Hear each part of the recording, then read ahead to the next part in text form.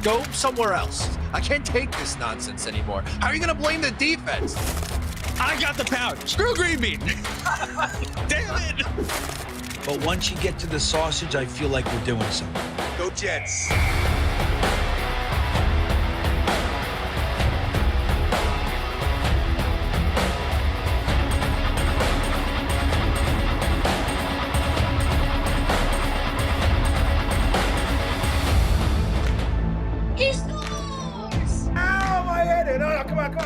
What would you give up to see a Jets Super Bowl? All of my friends and family. Hit those milk thumbs, boys and girls. Freeze run. Hold on to your underwear, ladies, and stand by, bitches. It's now time for Talkin' Jets with your hosts, Matt, Ryan, and Greenbean. Welcome to Talkin' Jets. My name's Ryan, and I'll be your pilot tonight. I am joined alongside my lovely co-pilots. I got Mr. Greenbean to my this way. I got Mr. Matt O'Leary to my that way. Greenbean, how you doing tonight? Lovely. I like that word for Matt and I. That's pretty good. I'm brimming with excitement for this team. I'm in the best of moods because we get to talk about the New York Jets, baby. O'Leary, how you doing today? Oh, I'm tired, boys. I'm spent with this team. I don't know how we continue to do it. 0-7. 0-7, baby. Let's talk about it. Boys and girls, make sure you hit that like button if you enjoy the stream, and please make sure to leave a timestamped comment down below. Get you qualified for next week's hat, shirt, t-shirt, mug, pillow giveaway at the end of this show. So make sure you leave those comments down below. We're going to be talking about a whole lot of stuff. We got Woody Johnson making some comments about Justin Fields and Aaron Glenn. We've got potential trade rumors coming up with the trade deadline quickly approaching. We'll talk the Jets loss to the Panthers, as well as the upcoming opponent, Jets going against the Bengals this week.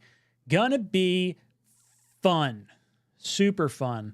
I guess let's jump off right there. Jets go to 0-7. Jets lose a nail-biter. A crazy high-scoring fiasco. 13-6. The defense, after being dog-walked all through the first 5 games, has given up 13 points each of the last 2 weeks, and the Jets can't find a fucking W. This is... It is so freaking infuriating. Can't score anything on offense. Matt, I think you put it best. I think it was I don't know if it was your post game or one of your recaps where we're just looking at Justin Fields. He had -10 net yards last week. He had 46 yards this week. We're talking net 30, 35 yards across 2 weeks and 6 quarters of football. Take us away, Matt. What were your thoughts on the game? You're being generous. It's net 15 yards over his last 6 quarters of play. So, offense in prehistoric times right now. I get it. They're without Garrett Wilson, and it's going to be a challenge offensively. I figured it would be a challenge offensively, which is why I did not pick the Jets against the Panthers. But another week in a row, the defense does their job. I don't think you could ask for too much better, holding opponents to 13 points each of the last 2 weeks.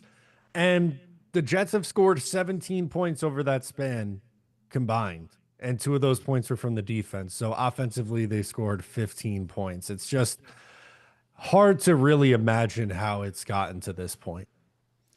I'm pretty sure, at least it was a year or 2 ago, that the average amount of points scored was 22 points, I think, per game.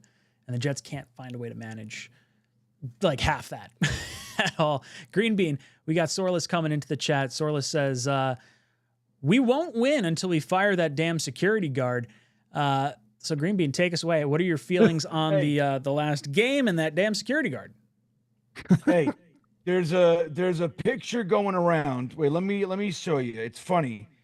Let me see. I'll show you. I just want to see. There was an article that came out, Aaron Glenn, whatever, blah blah blah. Let me just find it. Real fucking, yeah.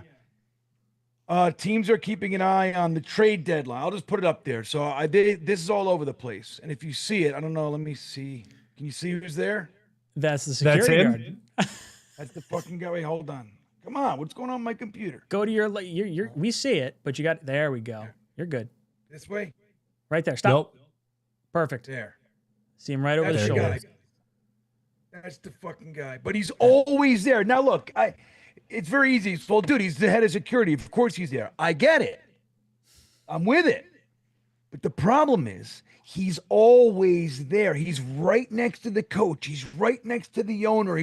He was right when Garrett Wilson and Aaron Glenn were having that heated exchange coming off the field a couple weeks ago.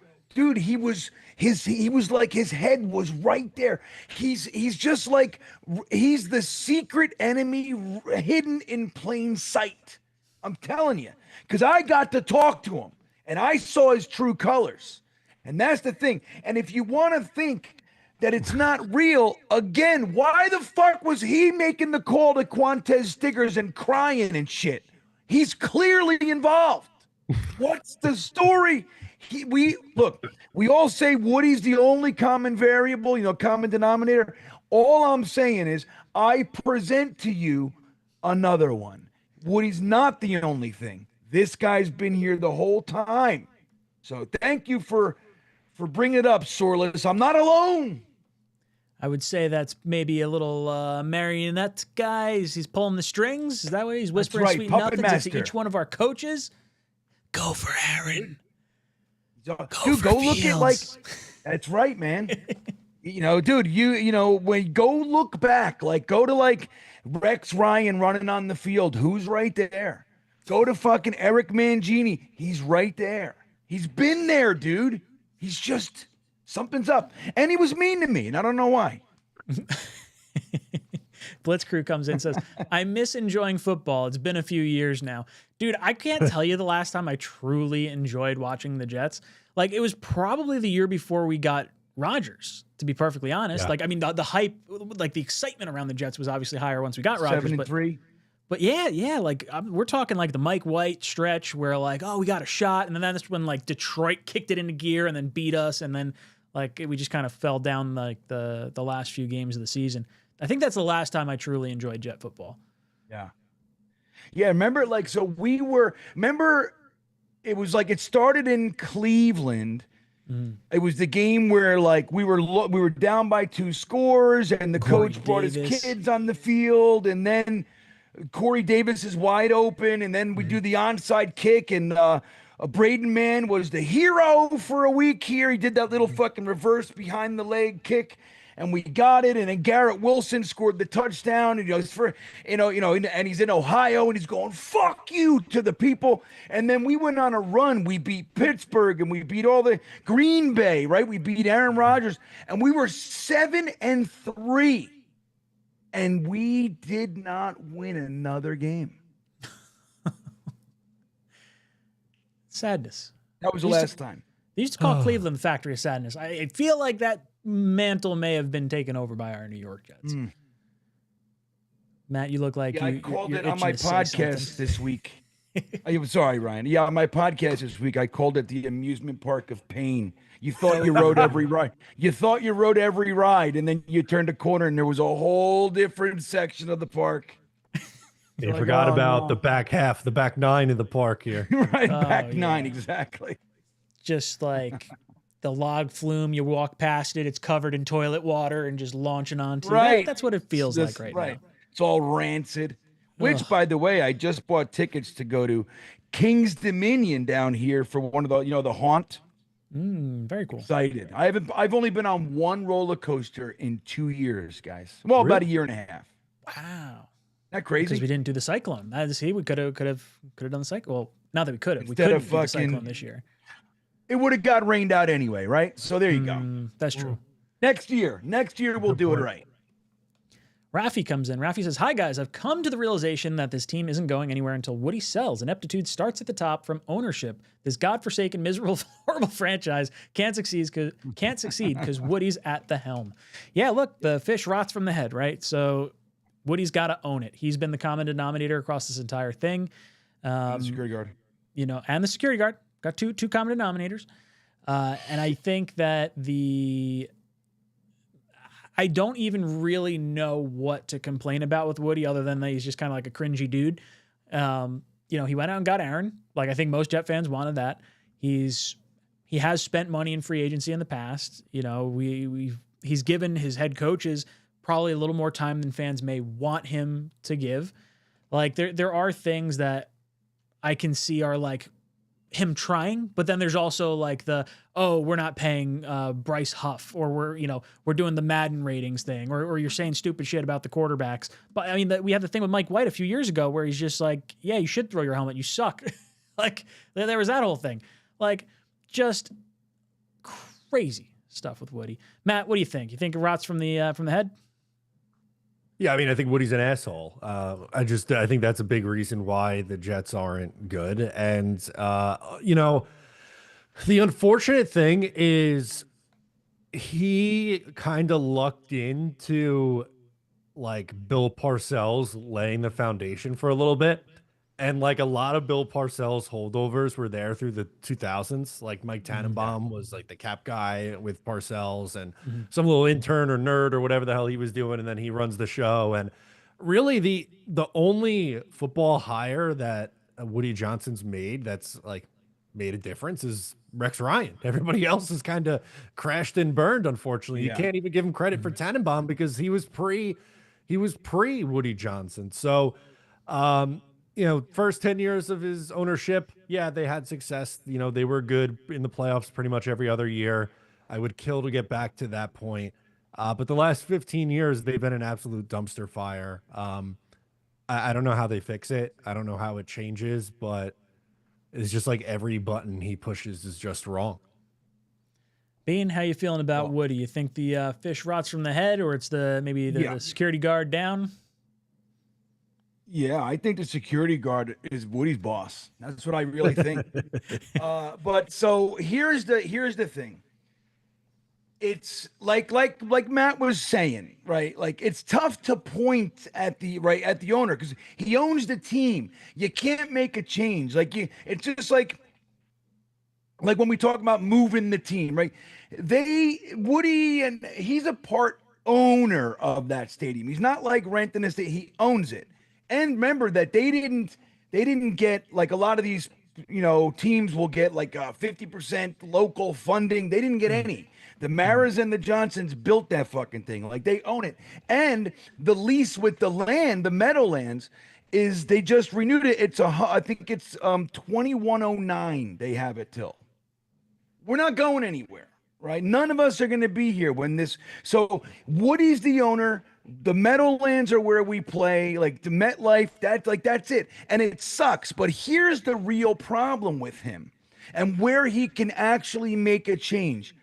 Like when we talk about firing Aaron Glenn, okay, all right, you guys know I've been on the other side of that for most of the time. Although I am wearing thin on. I'm starting to not give a shit if he gets fired or not, right? Like that's like kind of where I am. But let me say this. The problem isn't that nobody will want to come or who do we get. The real problem is this. We have an $8.4 billion football team in the NFL. There's only 32 of them. We have one, the fourth most valuable in the entire NFL, in the largest market and the whole thing. And there is no one in that fucking building, no one, that if we do need to hire a general manager or head coach, nobody in the $8.4 billion organization knows who to interview, knows how to they don't know how to do it. So they have to go to outside firms who really know dick burgers about what the fuck's going on. They're looking at it through this lens of a bunch of, give me the data. And they look over stuff and they go, okay, well, this makes sense. They're going about it all wrong. So if you now decide Aaron Glenn's not going to work, Darren Muji's too stupid looking, and if you just would have looked at his picture in the beginning, you would have known he wasn't going to make it in New York, like Mendoza. So if you would have just did that whole system, you would have known right off the bat. But so here's the thing. We have to hire a whole new fucking firm, right? You got to go find some other group of people that are going to come here for the first time and fucking try to figure out who to hire. or you're going to go back to the people who just interviewed 70 different candidates. Remember, they were interviewing people who were like, why? Why are you interviewing the head coach of Maryland and he hasn't won a fucking game in 4 years? Like, why are you doing? They interviewed so many people and they came up with this: Darren Muji, Aaron Glenn. And 1 year later, you're firing them. You can't go back to that organization, can you? They fucking just failed in terrible, just massive failure, right? It's like, you can't go back to them. And then if you just take a step back and look at it with a little bit of hindsight, you go, wait a minute. Did we really go back to our fucking former GM who this owner fucked in the butthole when it was him and Rex Ryan and they did the whole Tebow thing? Like, Tannenbaum built this team, got us to 2 AFC championship games, and then we fucking threw him out of the building. Dude, we fired him and kept Rex. So we're going to go back to this guy and fucking let him. By the way, he hired Adam Gase for the 33rd team, Adam Gase. So we're literally going to the organization. It's our former GM that we fucked and the cocaine snorting fucking crazy-eyed head coach that we fired after 2 years. They're together and we let them hire our next guy. We're talking about not trusting Aaron Glenn and Muji with the fucking #1 overall pick. Are you kidding me? We're trusting these guys with who? So who's gonna hire them? That's the fucking problem, Ryan. Like, who's gonna hire them? You can't let Tannenbaum do it. He just failed. So who's next? Tell me. Does anybody know? Well, I feel Nobody like you'd knows. have to like you'd almost go back to the crop of guys that you interviewed and like go back at the notes and sort of like decide if you liked anyone else. Like Dimitrov feels like that would have been a nice move to make. And then he's got all his connections and whatnot. I feel like you got to go offensive side of the ball, but at the same time, like I'm not even like 100% confident that Glenn's going to get fired. Like they might just bottom out and like, it might be like, hey, we're going to give him 1 more year, which like scares the shit out of me to having potentially the #1 overall pick and having a regime make a selection that like we don't feel 100% confident in. It's fucking terrifying. Dude, I don't know. Like, but then, like, so you go back to those people. Half of them were hired, you know what I mean? Like, whatever, GMs and everybody. Well, But there's it's guys like 𝐒𝐫𝐞𝐞𝐽 and like there are guys around, like McCown's still out there. You know, in theory, you could go after some other players. I would take a swing at McCown if you like really fell into like a bad spot, and like that doesn't hire make me feel another warm and first-time fuzzy. coach though. Yeah, I you mean, don't get him. who are you first-time getting? I mean, coach to if you another look, if you could get first-time McCarthy, fine. If you get Gruden, fine. If you can get Stefanski, great. Like on board with those would be my top 3. Outside that, I would go offensive-minded coach. It would have to be a first-time hire, unfortunately. And you just hope it. I mean, maybe you could like get Kingsbury if that's something that tickles your pickle. Like maybe he likes the first pick and you want to pull him over here. But like I feel like you can't go any kind of defense. You'd have to look on that offensive side of the ball at this point. What do you think, Matt? As far as like Green Bean's point of who's going to hire him and. Yeah, I don't know what else I could possibly add to that. I think Green Bean said just about anything you possibly could say about the subject in that rant. That was incredible. I laughed, I cried, I went through all the emotions in Green Bean's little speech there. That's the very tough part. And also too, based on the wording, now I want to caveat this. I think 0-17 changes things, but based on all the reporting and Woody Johnson's words, Aaron Glenn's coming back next year. So they likely won't be in a spot where they're making a change at the head coaching position. So over the next 10 games, like, look, I want a quarterback. I get it. And all the fans saying they want the #1 pick. They want to go 0-17. I also kind of want the coach to prove that he knows what he's doing. So it might be nice to win a couple of these games down the stretch. I'm not saying 2, but can you start this week? Can you beat Cincinnati when no one's giving you a chance? And can you come out of the bye and look half competent? And who knows? They probably still end up with a top 5 pick, even if they rattled off 3 wins or whatever it was. They're just in such a bad spot. I don't know what else to possibly add. So bad, dude.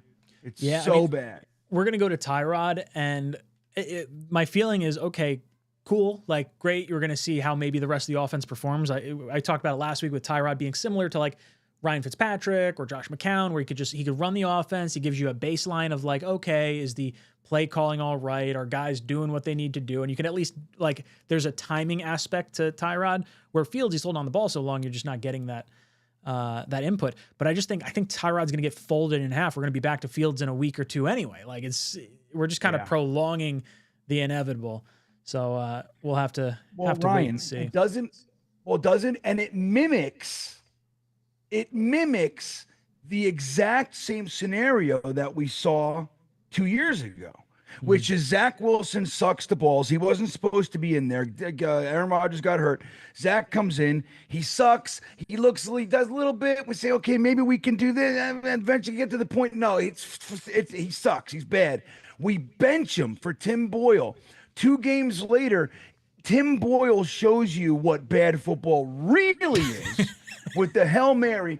And then you try to go back to Zach Wilson. Then the rumors come out that he doesn't want to come back. Now his fucking feelings are hurt. And Robert Saleh says, if he said he didn't want to go in, he wouldn't be on this team and blah, blah, blah.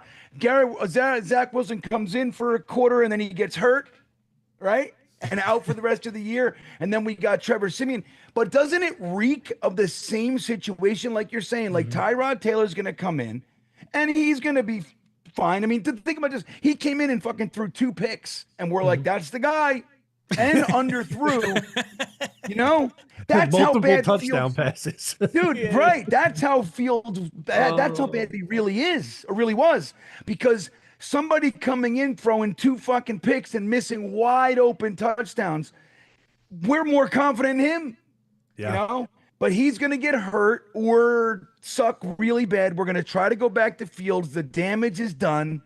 Woody came out, you know what I mean? Threw salt on the wound, the whole thing.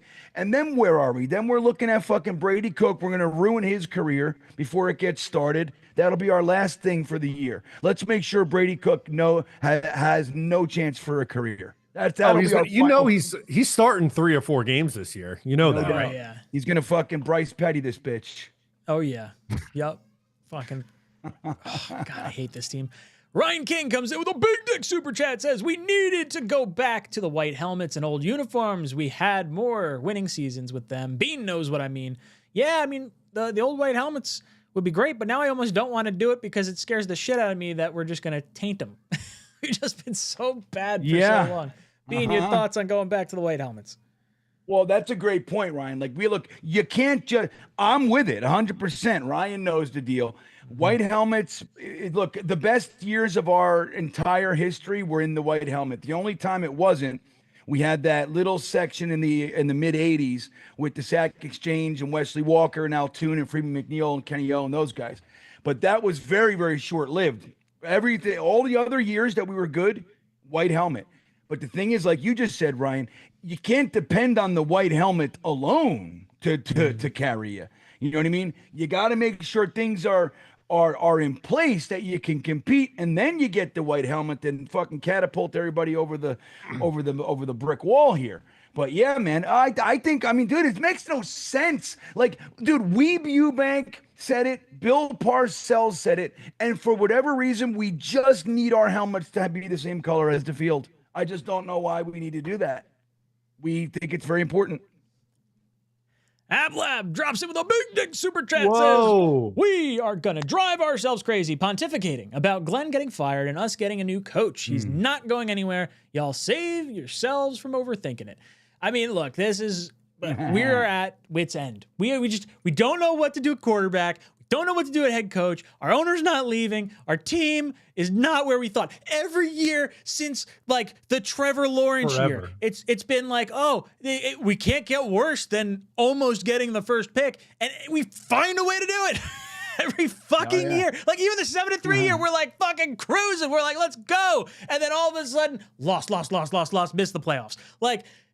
It's just every year it's something. I can't even say it. It can't get worse because we'll find a way to do it next year. Oh yeah.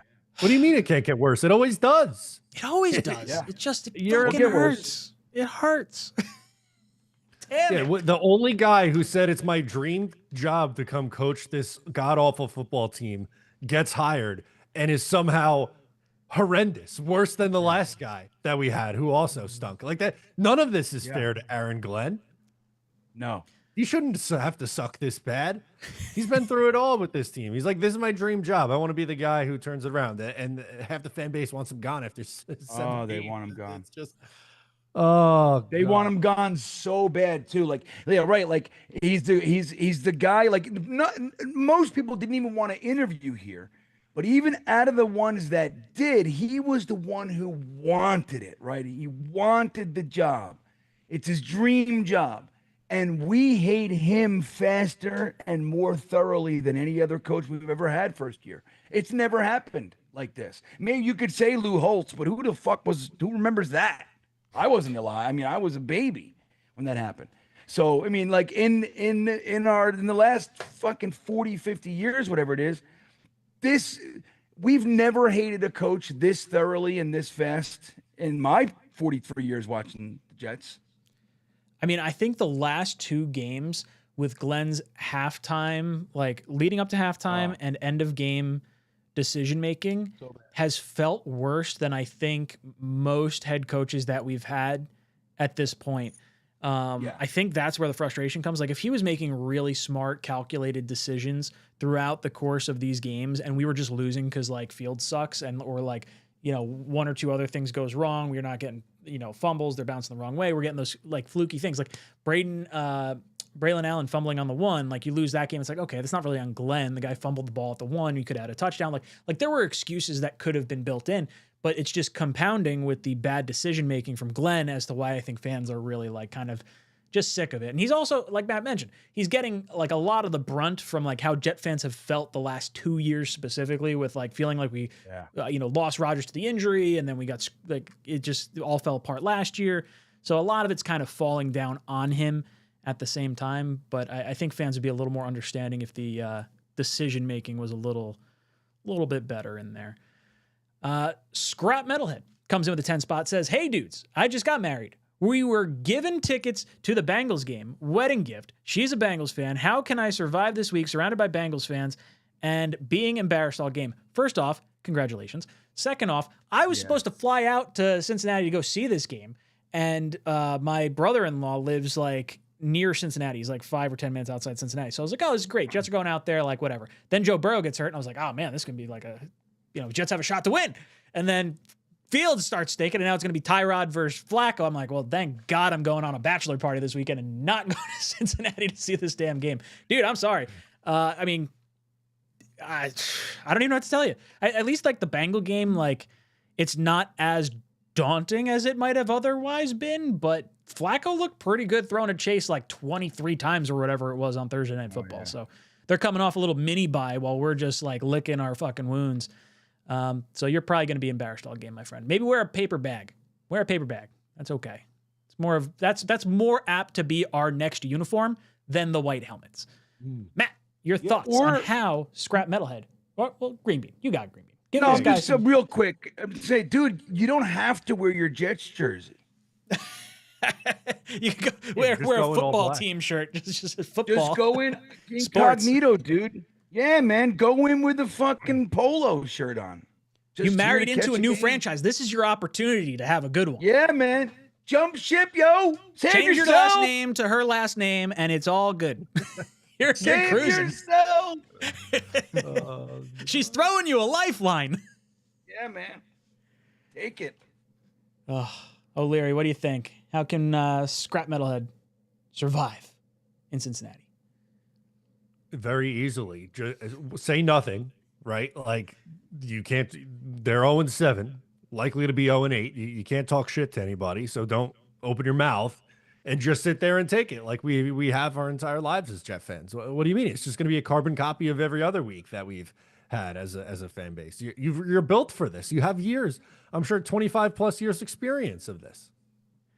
Swamp Ranger comes in and says, we weren't winning anything this year, and going 0-17 is the best thing for this team's future. You need a young franchise quarterback and wide receiver too. Then we can analyze the coaching. Fields makes everyone look bad. I do think Fields is making a lot of people look bad.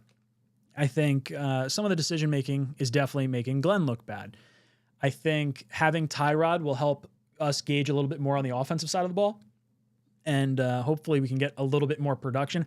I'll be honest, I don't really want to go 0-17. Like Matt mentioned earlier, like I want to see this team have success, or at least like some degree of success. Like there is a part of me that's like, oh, we're gonna get the number 1 overall pick, and like whoever the top quarterback is like, I'm gonna go back to college.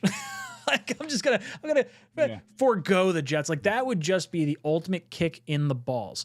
And there are enough quarterbacks in this draft class that I feel comfortable enough with. I like a lot of guys that I think will be coming out this year, that if we have the 2nd or 3rd quarterback selection, I'm not going to be that beat up about it. But yeah, I think quarterback, wide receiver 2, or quarterback edge rusher are going to be the top 2 picks at the top of this draft. If the Jets make a move, like let's say they move Quinnen Williams, they get an extra first or something, then maybe you hit all 3 of those positions early on in this draft, and that could really be a game changer for us. But Matt, you think 0-17 is the best thing for this team to get those 2 critical positions? Look, I think having the 1st overall pick obviously helps you because you have the entire board available to you and you can make that decision. Although I would, point out that just because you pick the 1st quarterback doesn't mean that you're always going to get the best guy. I mean, right, incredibly early, Cam Ward goes number 1 overall. Jackson Dart looks better than Cam Ward right now. Jaden Daniels looked better, and he was the 2nd quarterback taken 2 years ago. Second? Second.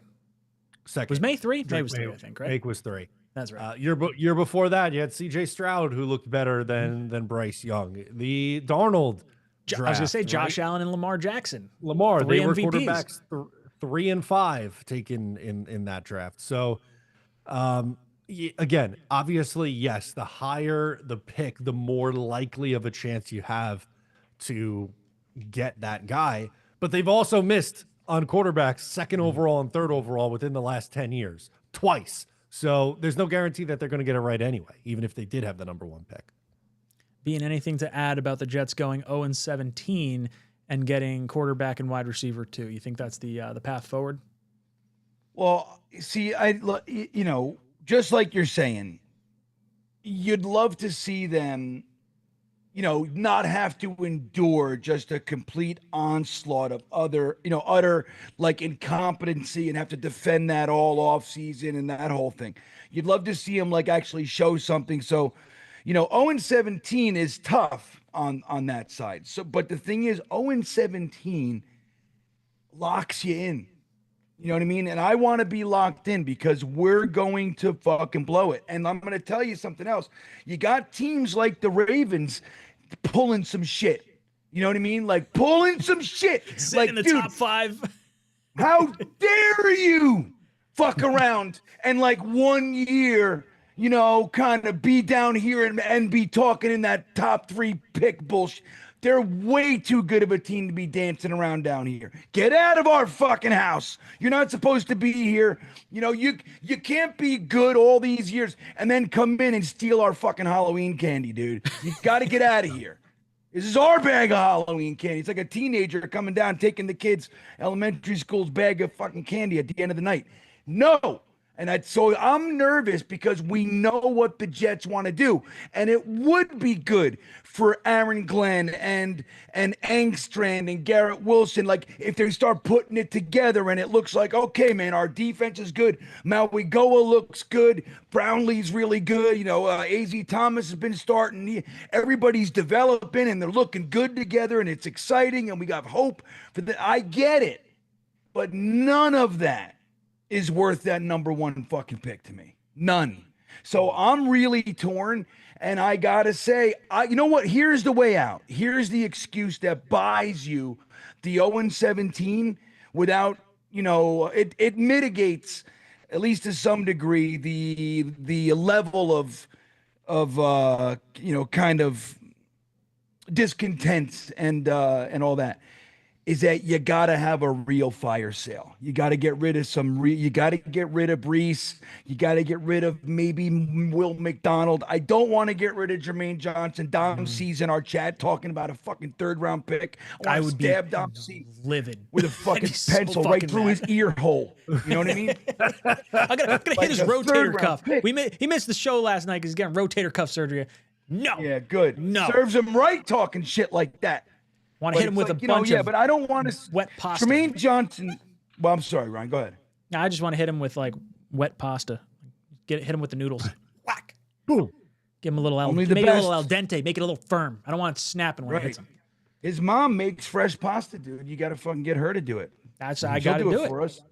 She'll do it for us. She'll take a big lasagna. Whoops. Oh, there you go. And there you go. But yeah, man, like if you get rid of some of these guys, like actual players that, make it, maybe Quincy Williams, Michael Carter, some of those guys, then maybe you can justify, the fact that, hey, look, I don't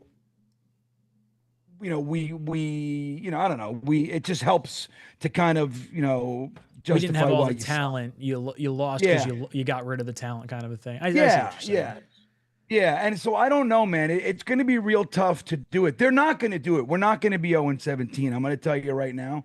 It's just not going to happen. Like that year with Trevor Lawrence, we ended up beating the fucking Rams, who were one of the better teams in the NFL at the time, and we beat them. So it's just, you never know when it's going to happen, and it's going to happen. Brace yourselves, dude. Like if you're actually going to put on The Godfather again, and then be upset when Sonny gets fucking shot at the toll booth. Like, oh my God. Like if you're going to, then that's on you.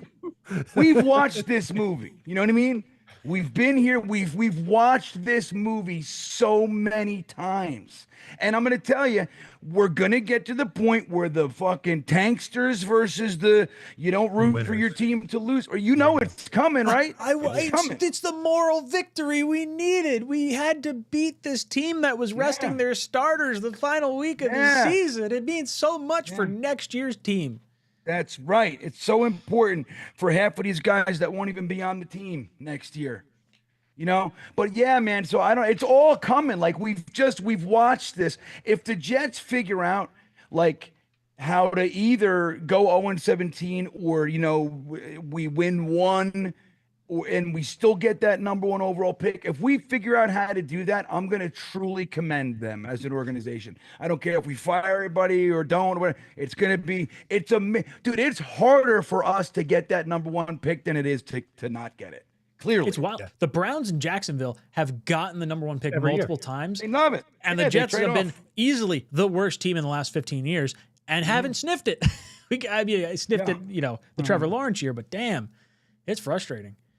That 2020 point was bringing it up on my podcast for tomorrow because it's so funny. The Jets were 17-point underdogs against the Rams in that game that they won. The 2-14 Jets beat the 10-6 Los Angeles Rams, who were a playoff team, and the 11-5 Browns that were a playoff team. That team made 0 sense. So I just wanted to echo what Green Bean was saying, because brace yourself, it's coming. It's probably going to be Baltimore.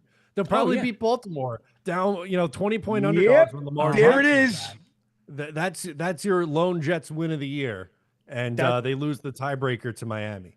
We were talking about that last night. I was like, you know what? Baltimore's that game. It's that they're going to get right. They're going to rattle off a bunch of wins, and then they're just going to like overlook the 0 and whatever week we are Jets and just I'm reserved the fact that we're going to win 2 or 3 games this year. We're going to be picking third, and it's going to be a team that we don't expect to beat.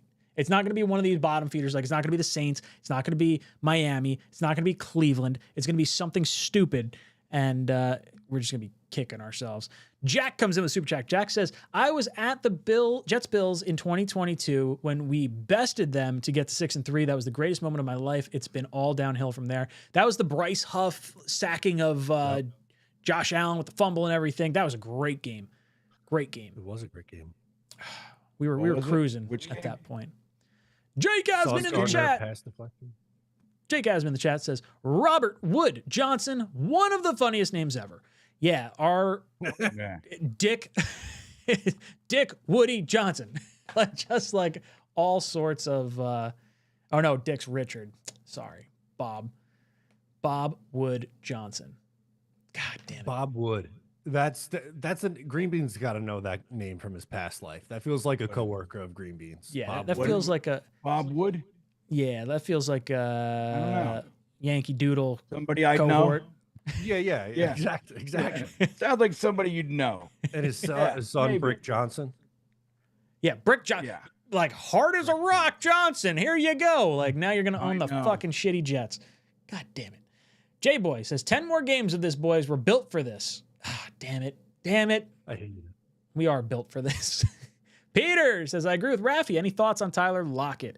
I am on the I don't care about any additions we make in season this year, and I just want to get to next year. Like, I don't spend any fucking money. Don't send any draft picks anywhere for any players unless you're like shifting things around at the back end of the draft for players that have multiple years on their contract. That's the only thing I'm interested in. Tyler Lockett, I feel like a little longer in the tooth, and probably not going to come here for multiple years. So I'm not super on board with that. Matt, any thoughts on Tyler Lockett at all? I mean, like, could you make the case that he would be an improvement over the bums they're running out there? Sure. He asked for his release from the Titans, who are horrible. I don't think his plan was to sign with the Jets, who are also horrible. So I would say probably unlikely. Sorless comes in and says, I've seen enough green bean for GM, the change we need. Yeah, I mean, at this point, fucking hire all the Jet content guys for like a season. Dude. Like, just give it, like, you want to not spend a ton of money on coaching and guaranteed money. Like, I guarantee you could pay us a drop in the bucket and we might have the opportunity to really do something special. Like, you could make a fucking Netflix documentary on this. Think about it, Woody. All the money you can make. Yeah, man. It would be the biggest story. I mean, the thing is, right, it would be a media circus, right? It would be the biggest fucking story. It would be like the real life Ted Lasso kind of a thing. Yes. But underneath it, it's actually going to work. And then the story from there, you know what I mean? Like that they actually did it. Holy shit, they did it. Holy shit, they fucking did it. That's the whole thing. I'm telling you, dude, give us 2 years. 2 years. Full control. I'm down. We'll see. Crossfire Yeah, says, now we hope for 0-17. Go Jets. Yeah, there's going to be a lot of people Crossfire. hoping for Did that. he Crossfire, as you guys know, is on the list for the Nick Mangold kidney donation. Crossfire is a genuinely good man. He's proven that numerous times in different ways throughout our knowing him, whether it's just swinging by to fucking fix Matt O'Leary's electric, or taking care of people, like, and buying trophies for people, gifts, all that kind of stuff. Now he's willing to give his kidney to Jets legend Nick Mangold. But I wanted to ask you, Cross. I actually meant to ask you. I was thinking about it earlier today. Did you hear back? Is there any movement on that? Let me know in the chat, man. I'm like genuinely curious to see where that's going. What a good guy Crossfire is. We like Crossfire. You're a Yeah. good dude, my friend. Where were we? Swamp Ranger says, Mendoza round 1, Surratt round 2, offense solved. Yeah, I guess I kind of like because that's the Indiana wide receiver, right? Receiver. He, I guess is that too high for him? I'm looking at a mock draft right now. They have Jets going top of round 2. Chris Brazel, the second wide receiver out of Tennessee, 6'5", 200 pounds, 7 touchdowns with 602 yards so far this year. I'm down for wide receiver the top of round 2. I would even be okay if you could trade a little bit to get up into round 1, or if there's a team hungry enough at the top of round 2 to trade us some more. Like if we get a 3rd round pick to slide back a little bit, I would be kind of okay with that too. I feel like picking at 33 is like you're missing that 5th year option from just going a little bit more up, or get some value going down. But yeah, I'm down. Quarterback, wide receiver. Matt, any thoughts on double dipping with guys from Indiana? Yeah, well, I'm a big Mendoza fan, so Swamp Ranger doesn't have to sell me on that. And getting a wide receiver that he's comfortable with, I think, is always a good thing. There's a lot of teams, not the Jets, but other teams have a lot of success taking wide receivers at the top of the 2nd round. Green Beans had the list running for probably as long as I've known him, and he's spot on. It's something that good teams do. They find talent at the top of the 2nd round at that position. It's time the Jets take advantage of that. Bean, what are you thinking top of the 2nd round? You thinking wide receiver? You thinking edge rusher? What's your vibe? No, I would love it. I think, like, look, you guys, we've talked about this too. Excuse me. Excuse me. Sausage and peppers, everybody. Anyway, We've talked about it. I think it's high time that we get that like punisher for that middle linebacker position. I think Sherwood maybe moving over to the weak side, playing the will is more his speed. But as much as I want that, I think next year what you have to do is commit and stop dilly-dallying and being tempted by the shiny things. You commit and you fucking go hard into the paint for offense. Like, that's what you do. You're going to grab this quarterback first overall. The next opportunity that you have, you get him something that's going to directly help him. Not, well, we get defense that helps the offense. Because the defense, no, fuck that. I want fucking Garrett Wilson to have a partner. I want the running game to be strong. I'm tired of drafting fucking O-linemen in the damn first round. It's time for that wide receiver, Ryan. Or if you have if for whatever reason, like the top tight end, like it's like a Trey McBride kind of a guy is sitting there, and it's just one of those classes where tight end didn't go in the first and the top guys. Like, if you see something like that, I don't care, but that weapon for the quarterback, top of the first, and like Matt pointed out, dude, it's a sweet spot for wide receivers. Those first 8 to 10 picks in the first round, wide receiver fucking, it's the juicy berry of the draft. Just wide receivers, top of the second. Nosekill says, we need at least one of both wide receiver and edge. What's your ideal plan to use free agency and our second and fourth round picks to deal with that? We have so many back end of the draft picks. I want to wheel and deal some of them for either players that are on teams, just like we saw with Phillips, we saw with, the kid from the Browns at Briggs. Like those types of players where you're throwing late round picks to try and fill some other holes, and you might lose a year of like eligibility or contractual control. Like, instead of getting a 4-year contract for a guy you could have drafted, you get a year of production and like NFL film for a 3-year contract for a late round pick. Like, that's how I want to use the back end of those picks. For the second and fourth round, I like what Matt and Greenbean are saying. I like going wide receiver at the top of the draft. I'm cool if there's like a stud edge rusher in the second. I could wrap my head around that. I think the Jets are going to be in a position in free agency where we're going to have too much money to spend on players that could actually help this roster that want to be here. I think that's my biggest driving factor on holding on to Breece Hall, because I think he's a better weapon for our team next year with a young quarterback, even if it's on a franchise tag, than going out and getting, the next Alan Lazard level contract when I could have just given that to the guy that we already have in-house. I think the Jets are going to have to overpay for any kind of premium position like that. And I'm just not really there with this team. I don't think I want them to do that. I'd rather us address our needs and fill holes. Like, if it's all depth guys in free agency, like, let's go after the second and third wave of free agents and guys that are fighting for playing time, guys that want to try and prove themselves and get a new contract because they know they're going to get playing time. Like, that's the level of player that I'm trying to target in free agency. Draft-wise, just BPA at those three positions: quarterback, wide receiver, edge rusher is kind of where my head's at, but I like the wide receiver top of the second round. Matt, your thoughts on Nosekill's comment? Yeah, I think you nailed it. I think those are the positions that they really need to attack, with continuing to add depth at linebacker and safety and probably tight end, right? Like Jeremy Ruckert's on an expiring deal. Has anyone seen Stone Smart or Jelani Woods? Are they alive? Are they functioning? That you probably need to add another tight end. If Breece Hall leaves, if they trade him, you're probably going to have to add a running back too, and have someone to pair with Braylon Allen and Isaiah Davis. And then just continue to add depth on this roster. They're going to have a lot of picks in this draft, especially after they trade some guys. So just add talent, man. Just wherever you can after you hit on the key ones, which to me are obviously quarterback, wide receiver, edge. Bean, any thoughts on, I know you just, Perfectly said. We're talking about quarterback, wide receiver. What would your plan be for edge or just second, fourth round? I guess let maybe focus more on like the edge and fourth round picks. Is there like a player that you kind of like that might be out there in free agency? Is there like, I don't know, just yet. a mindset of like draft? Like, I feel like fourth round to me, I'm thinking like safety, I'm thinking guard, I'm thinking defensive tackle, like starters that you could find in the mid rounds that like if you get an edge in the fourth round, you're not necessarily getting a guy that might start at edge. You might be kind of foregoing other starters at other positions.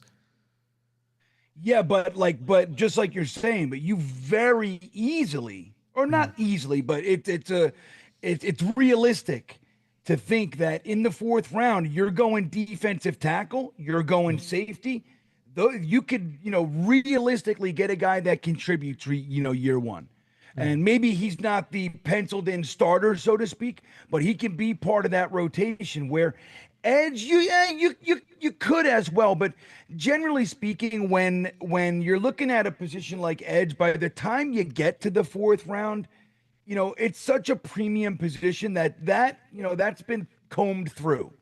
So by that time, like usually when you get to that fourth round, the edge rushers that you're looking at are the type that are going to be projecty, like they need a little bit of work. Again, they can contribute, but you'd love to be able to get some bang for your buck in the fourth round. I'll tell you another sweet position for the fourth round is tight end. So just like Matt was saying, Stone's smart. We had to have him. He was one of our our first free agent signings. This guy, we needed to have him here. He's done, what is it again? Oh yeah, nothing. He's done Dick Burgers. Yeah, Dick Burgers. He had that really good, what is it, preseason when he fucking flattened, who was it again? That he flattened Abdul Carter and he caught a screen pass for a touchdown against Green Bay, and then we haven't seen him since. That's right. That was the preseason of Stone Smart. But so look, Mason Taylor's legit. You know what I mean? You can see it. He'll develop into more. He's dependent on the quarterback to have any impact in the passing game. But he's shown that, he can be a viable part of the offense. So I like that, but he's going to need help. Now, Ruckert, he dropped a pass this week. He's been playing better. I really like Ruckert. I'd love to see him stick around, but I'm thinking like tight end 3 for Ruckert. I'm thinking, in running packages. He's, I don't know. He's, I think he's a good player to have around. You don't want to pay too much and all that. Look, we're all Ruckert fans when it comes down to it. But I think if you're in the fourth round, a tight end is a really great position to get there because those guys, fourth round, dude, you can find starters all day for tight end, defensive tackle, safety positions like that. So look, I love the fourth round, which is why this year, dude, fourth round is it's like it's the first round of day 3, man. You know what I mean? It's first round for again. So I like fourth round. You get that whole night to kind of ponder and see what's left. The first 3 rounds are over, and it's like you can do a lot in the fourth round. So what we did this year, and I think it still looks this way, we overdrafted somebody. And we don't want to do that. You want to get fourth round is a place where you can get some real good meat, some bloody knuckle types. Our fourth round is full of bloody knuckles. We're gonna have to pick a bloody knuckles person. I don't know who I'm gonna pick. Ant Jets comes in and says, "What if AG didn't come out and say we're trying to win now and said this was a rebuild?"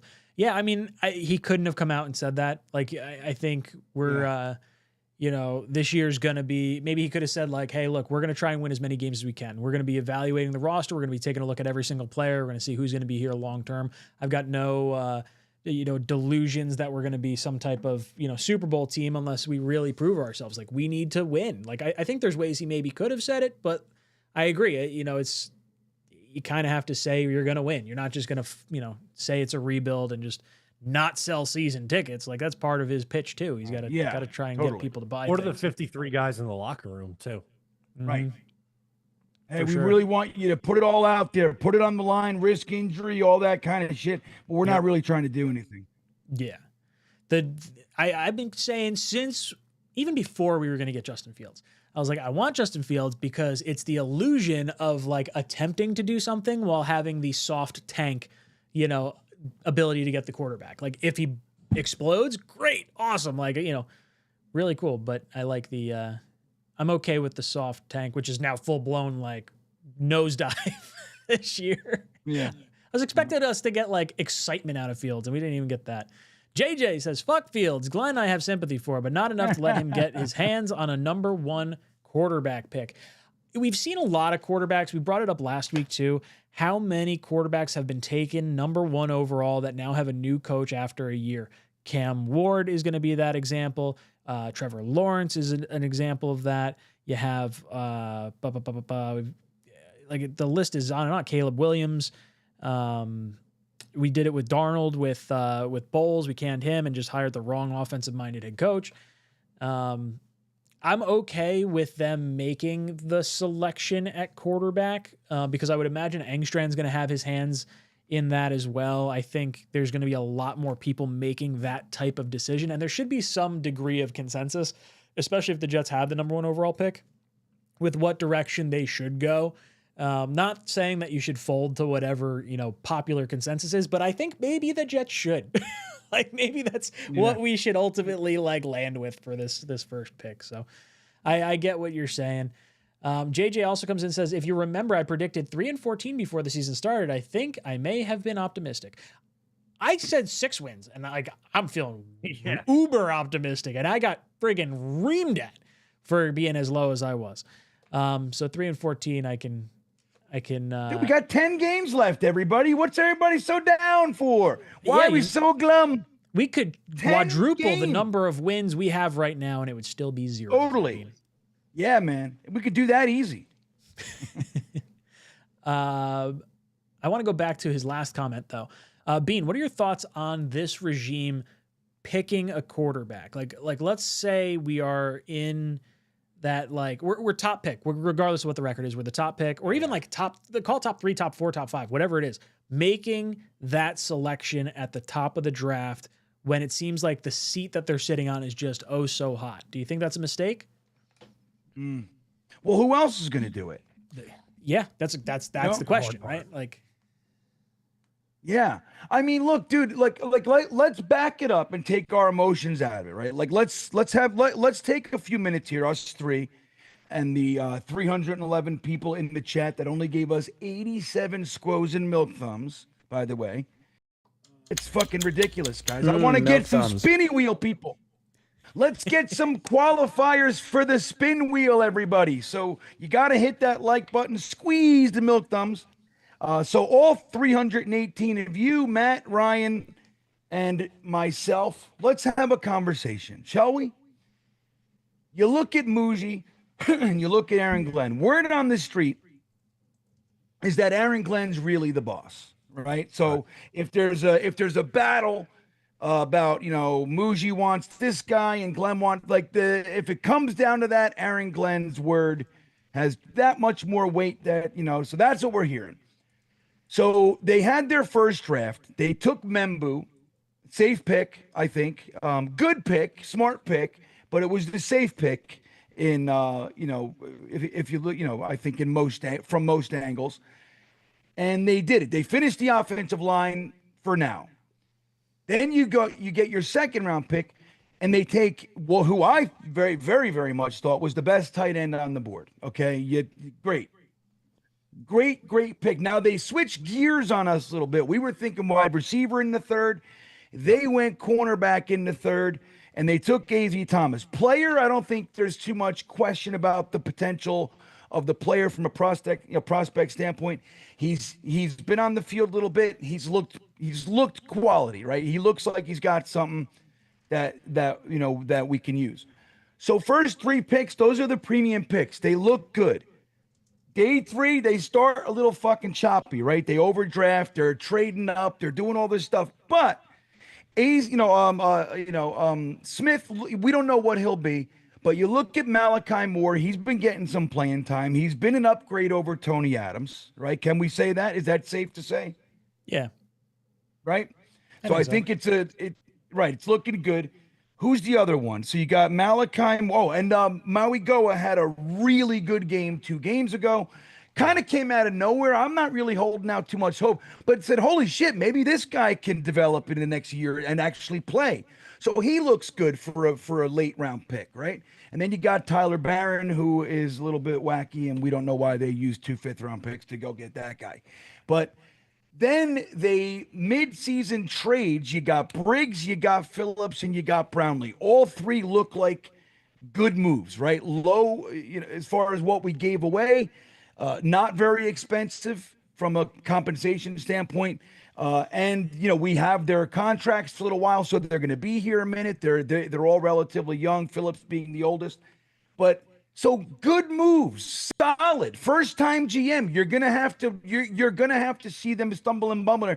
But all in all, solid batch of work. Can we say that? You guys agree, Matt, Ryan? Before we move on, I'm in lockstep so far. Okay, Ryan, what do you think? Yeah, no, I agree. I think there's been some progress from some of the younger players. I think that is exciting. Yeah, so their moves, while maybe we would have gone another way, maybe they didn't need 2/5 for a guy like Tyler Barron. Maybe you could have waited on the wide receiver in the fourth. So there's definitely things, but looks solid, not great. And it takes time to see, but it looks like solid work. Why wouldn't you trust them to use the first round pick on the right quarterback? Like, why wouldn't you? Like, where is the fact that what they do on the field, different story, right? We don't know with Justin Fields and all. We don't know what that's going to be. But as far as the personnel acquisition, like who to pick, they've done enough, in my opinion, to warrant having our trust as much as any other fucking shitty organization we've had. You know what I mean? Like, why wouldn't we? So that's my point. They've done enough to actually support. If we just pull our emotions and our disappointment back, you look at it and go, well, I think they've done enough to warrant being trusted with the first overall pick. That's my point. What do you guys think? I am entirely distracted right now because of what ChatGPT is doing with me right over here. And I want to share it with you guys. Well, what's it doing, Ryan? We're supposed to be talking. I asked you to talk with me. I was listening. You made some great points. I think there are absolutely justifications for why this regime should make picks, because I do like Malachi Moore. I do like Membu at the top of the draft. I like Mason Taylor. Like I have liked those picks so far. Even the Arian Smith pick that all of us didn't like in the fourth round. Like he might be a player. I like some of the selections they made, but I need to share this because Matt's not here. And we want to come back to this. This is important. All right, go on, Ryan. What are you doing over there? Okay. Matt says he'll be back in 2 minutes. So let me pause. All over the place. And I'll go. I need him here to see this because this is absurd. And let's go. We'll go through some more super chats while we're kind of waiting here.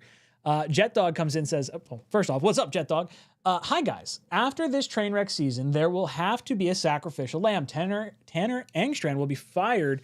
The DC will survive. They will sell the fan base on a new OC paired with a first-round pick quarterback. I would be so mad if Engstrand is the guy that gets let go. No way. Like, of all the people that are on this roster, it would be like losing LaFleur, where it was like, okay, this guy's just catching a stray because Zach Wilson was our fucking pick at the top of the draft. Like, I don't want to see Engstrand go. I'd rather see no one go and just say, okay, look, we got to give it a second year. That's where I'm at. Because I don't want to see this entire offense go through an entire season learning this guy's system and then be like, we're just going to learn it again. We're going to do it over with a new guy. I'd rather pull the plug after next year with an entirely new coaching staff than wipe out the OC, who I think has probably been, I shouldn't say probably been, based on what we've seen so far this year, but I liked that hire the most of all our hires that we had coming into the year. Bean, your thoughts on potentially making Tanner Engstrand the sacrificial lamb? Yeah.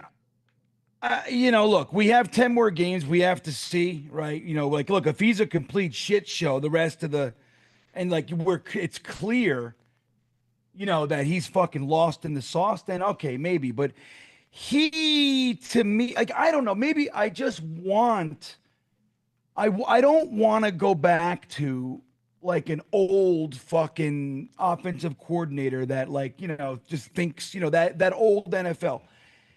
I want somebody that's a part of the 21st century. I want somebody with some creativity. I want to believe that Engstrand can do that. It looked like that. Obviously, game one is anomalous at this fucking point. But I really thought he looked good. And then there's been some moments, but I don't know, man. I guess we got to see, because I think I want 𝐒𝐿_Strand to be okay. Like if they're gonna keep Aaron Glenn, I'd like them to keep 𝐒𝐿_Strand. I don't think it's positive to continually fucking install new offenses. Now we're getting a new quarterback and all that shit. So theoretically, if you're gonna do it, now's the time, right? Like you do it right then. But I don't know. I think it would be weird, because we were all on the Wilks needs to go train. Now, did he do enough? You know, all of a sudden he has a game or two that's okay. And now we all, you know, it's like he's, you know, now we're not talking about him needing to go. I think if there's a sacrificial lamb, I still hope it's Wilks. I think that his ceiling is, we know what it is. And 𝐒𝐿_Strand, I think it would just be weird to me. You know what I mean? But I got to see. Nicholas comes in and says, half the fan base hates Aaron Glenn ever since he ditched A-Rod. Him and Muji look like a bunch of morons. Hope they both are gone when we go 0-17. I don't think Glenn really made the decision on Rodgers. They may have maybe wanted to spin it that way. Like, oh, if you want him, you can keep him. But if Woody Johnson is hiring the guy who's going to make the decision on the quarterback, and that quarterback just so happened to throw his son under the bus and kind of make fun of him on Pat McAfee, do you think Woody Johnson's hiring someone that's going to want to retain Aaron Rodgers? I don't know. Rodgers was never going to be an option for this team the minute the Achilles popped and the season last year went down the tubes. Once Saleh got canned and Ulbrich clearly wasn't the guy, Rodgers was never going to be coming back. Not at all. Being your thoughts. Yeah, well, there's a $63 million question, Ryan, that everybody seems to forget about. You know, if we kept him on the roster this year, next year, no matter he plays or not, it's $63 million. Right? Do I have that right? You're better with that shit than I am. No, you're right. I think it was 63 million. I think it was right. It was in the 60s for sure. 63, 65 million. JJ comes in and says, I offered to coach the Jets after the Kotite season. They replied back, showed Bean the letter. Oh, yeah. So that, and that's what I was hoping. When I replied, I think it's because I sent it to Woody and the 33rd team was running the deal. I never got it to Tannenbaum. But look, I didn't have any real, I would take the fucking job. I really would, but I didn't really have any hope that they were going to consider me. But I wanted that. I wanted what _𝐒𝐿_Strand got. My buddy did the same thing with the Phillies years ago, and they wrote a nice letter, thank you for submitting your application, whatever. They did. It's nice, and he has it framed in his fucking living room. That's great. That's what I want, Hamza. We're gonna make a collective letter for the next time we have a coaching search. We'll get all the content guys to sign it. We'll put together our spiel. We got 2 years, minimal salary implications, and I'll let it fly. Let it rip. Pooch Guy says, need more JJs, not less. What the F are we doing here? Completely agree. JJ is a player that I want on this team. I would be so mad if we got rid of Jermaine Johnson. I can understand moving on from Will McDonald. Situational pass rusher, has 2 years of contractual control left. That I can rationalize. If you're going to give away JJ for a third round pick, I'm going to go on I don't even know. Just an infant punching rampage. Just anger and anger. Drive me up a fucking wall. Don't do it. Don't do it, Jets. Just don't do it. Dante saying trade Quinnen for a first, draft twice in the first, and get Mendoza if possible. Boston. I don't know who we're talking about as far as Boston goes. Denzel Boston from Washington, 6'4", 209, wide receiver. I do think moving on from Quinnen is all right. If they wanted to make that move and you could get a first round pick for Quinnen, I'm all right with that. I understand it. And I think you frame it in a way Quinnen, you've been a great Jet. We know we're going to be in a rough spot for a little bit. Let's go send you to a team that could go win. I think you could do that amicably. And I don't think, some fans will bitch and moan about it, but I think the first round pick at this stage, especially when you have to give him more guaranteed money, is probably all right. Yeah. Matt, what are your thoughts on moving Quinnen? Okay. Matt. There you go. Good. I don't love the idea unless you're getting blown away in a trade offer, or the caveat, let's say the Jets are like, hey, we're going to trade Quincy at the deadline. He's on an expiring deal. We're not going to re-sign him. And he goes, you know what? can you try to move me too? Like, I need to rework my deal, number one. And like, my brother's going to get traded and it's been 7 years of losing. Like, I would not blame him at all if he said that. Like, I'd have no ill will towards Quinnen Williams, but I'd rather him be upfront about it and be like, yeah, like, you can shop me. And if there's a deal that's there to be had, then I'm fine going, here, here, and here, let's say. And it would be a good team that's, trading for him, obviously. But I'm not looking to trade him, but if the circumstances make sense where he either is looking to leave or you get a, Godfather offer for him, then that's a different story. Bean, what about you moving Quinnen? Yeah, I mean, look, I love Quinnen, and I don't think his talent can be debated. Now, he's never going to be, at least maybe I shouldn't say never, but up to this point, he hasn't been Aaron Donald dominant. He's not like Vince Wilfork, like those guys, like Chris Jenkins for us. Like those guys, there are guys that change the game, and then there are guys that are just like among the best at the position. He's really, really good. And I love him. But, if we can get a first for him right now, for all the reasons you guys were just giving some details, Matt said it well. I think he's the perfect player, like to be able to replace, you know what I mean, in the draft or whatever.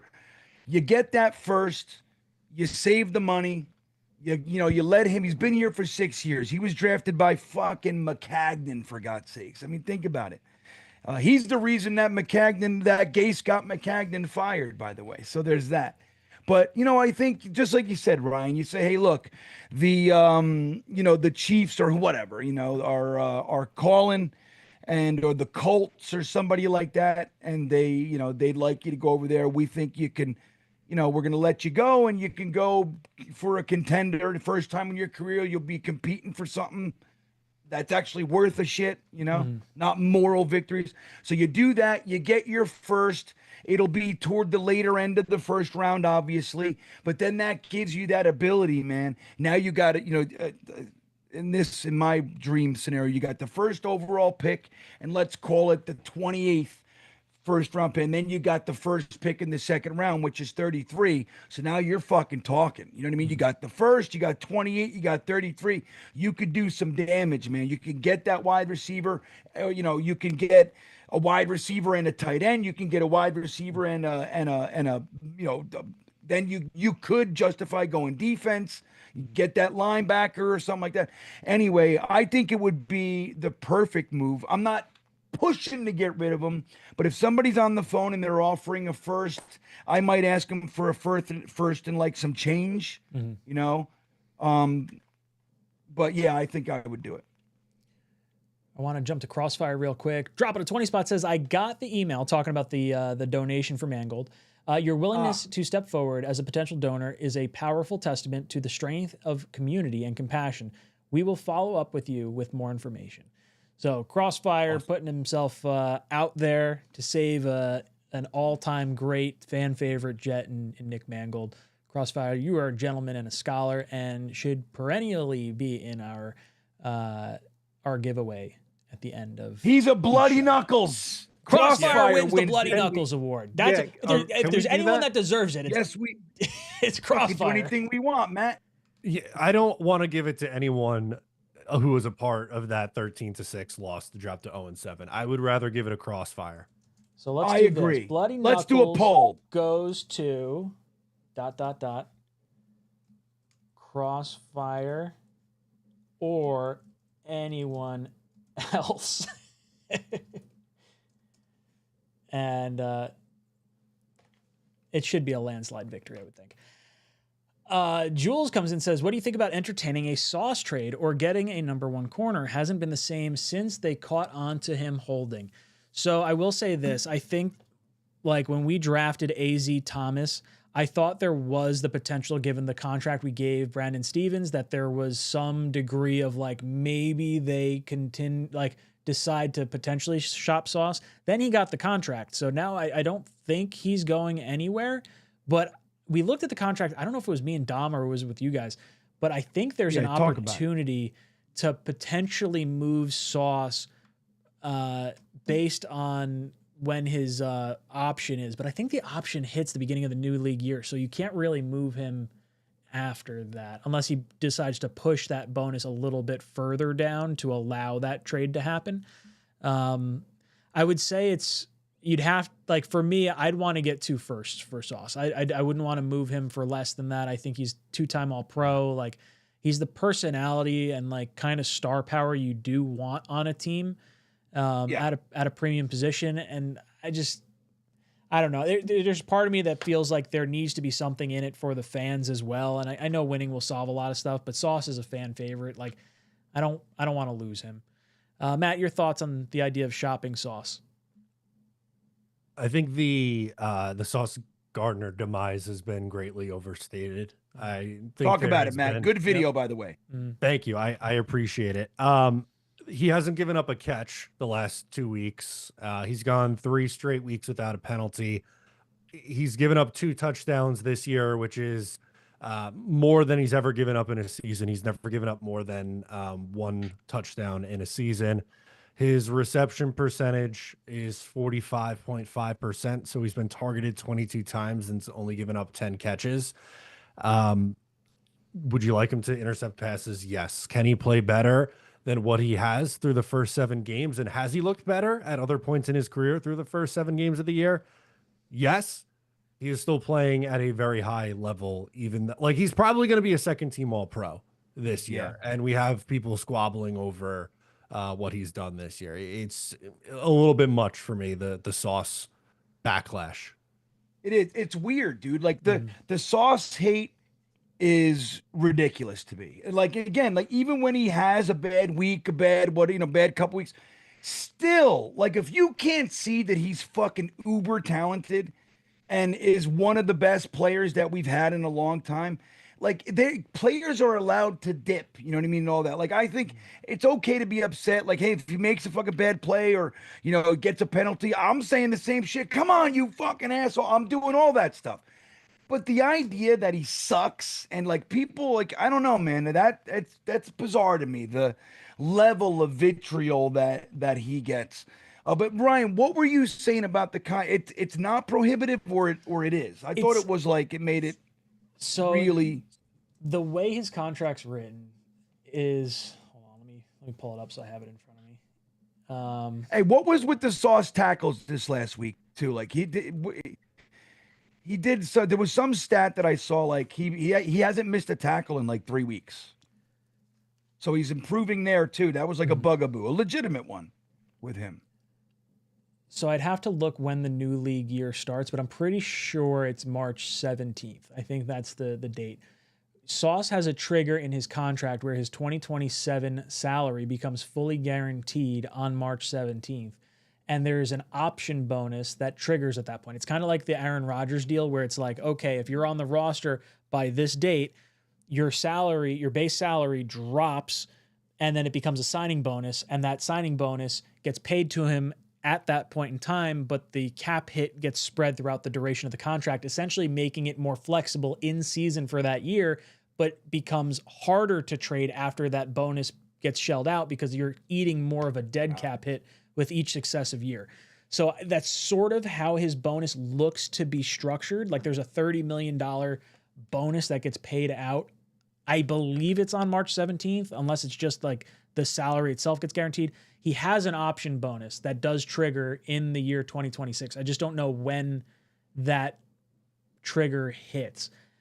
If you could make the move prior to that bonus hitting, it would not be cost prohibitive for the New York Jets. Like it would be a very favorable trade and should be a very favorable contract for the team taking him on as well. And the Jets wouldn't have a crazy, crazy ton of dead cap. You'd be looking at like, what is that, $11 million, $12 million? It's not that much, but there's more to it that I don't think I fully have all the pieces in place. But I know that option, once it hits, would make it harder to trade Sauce than prior.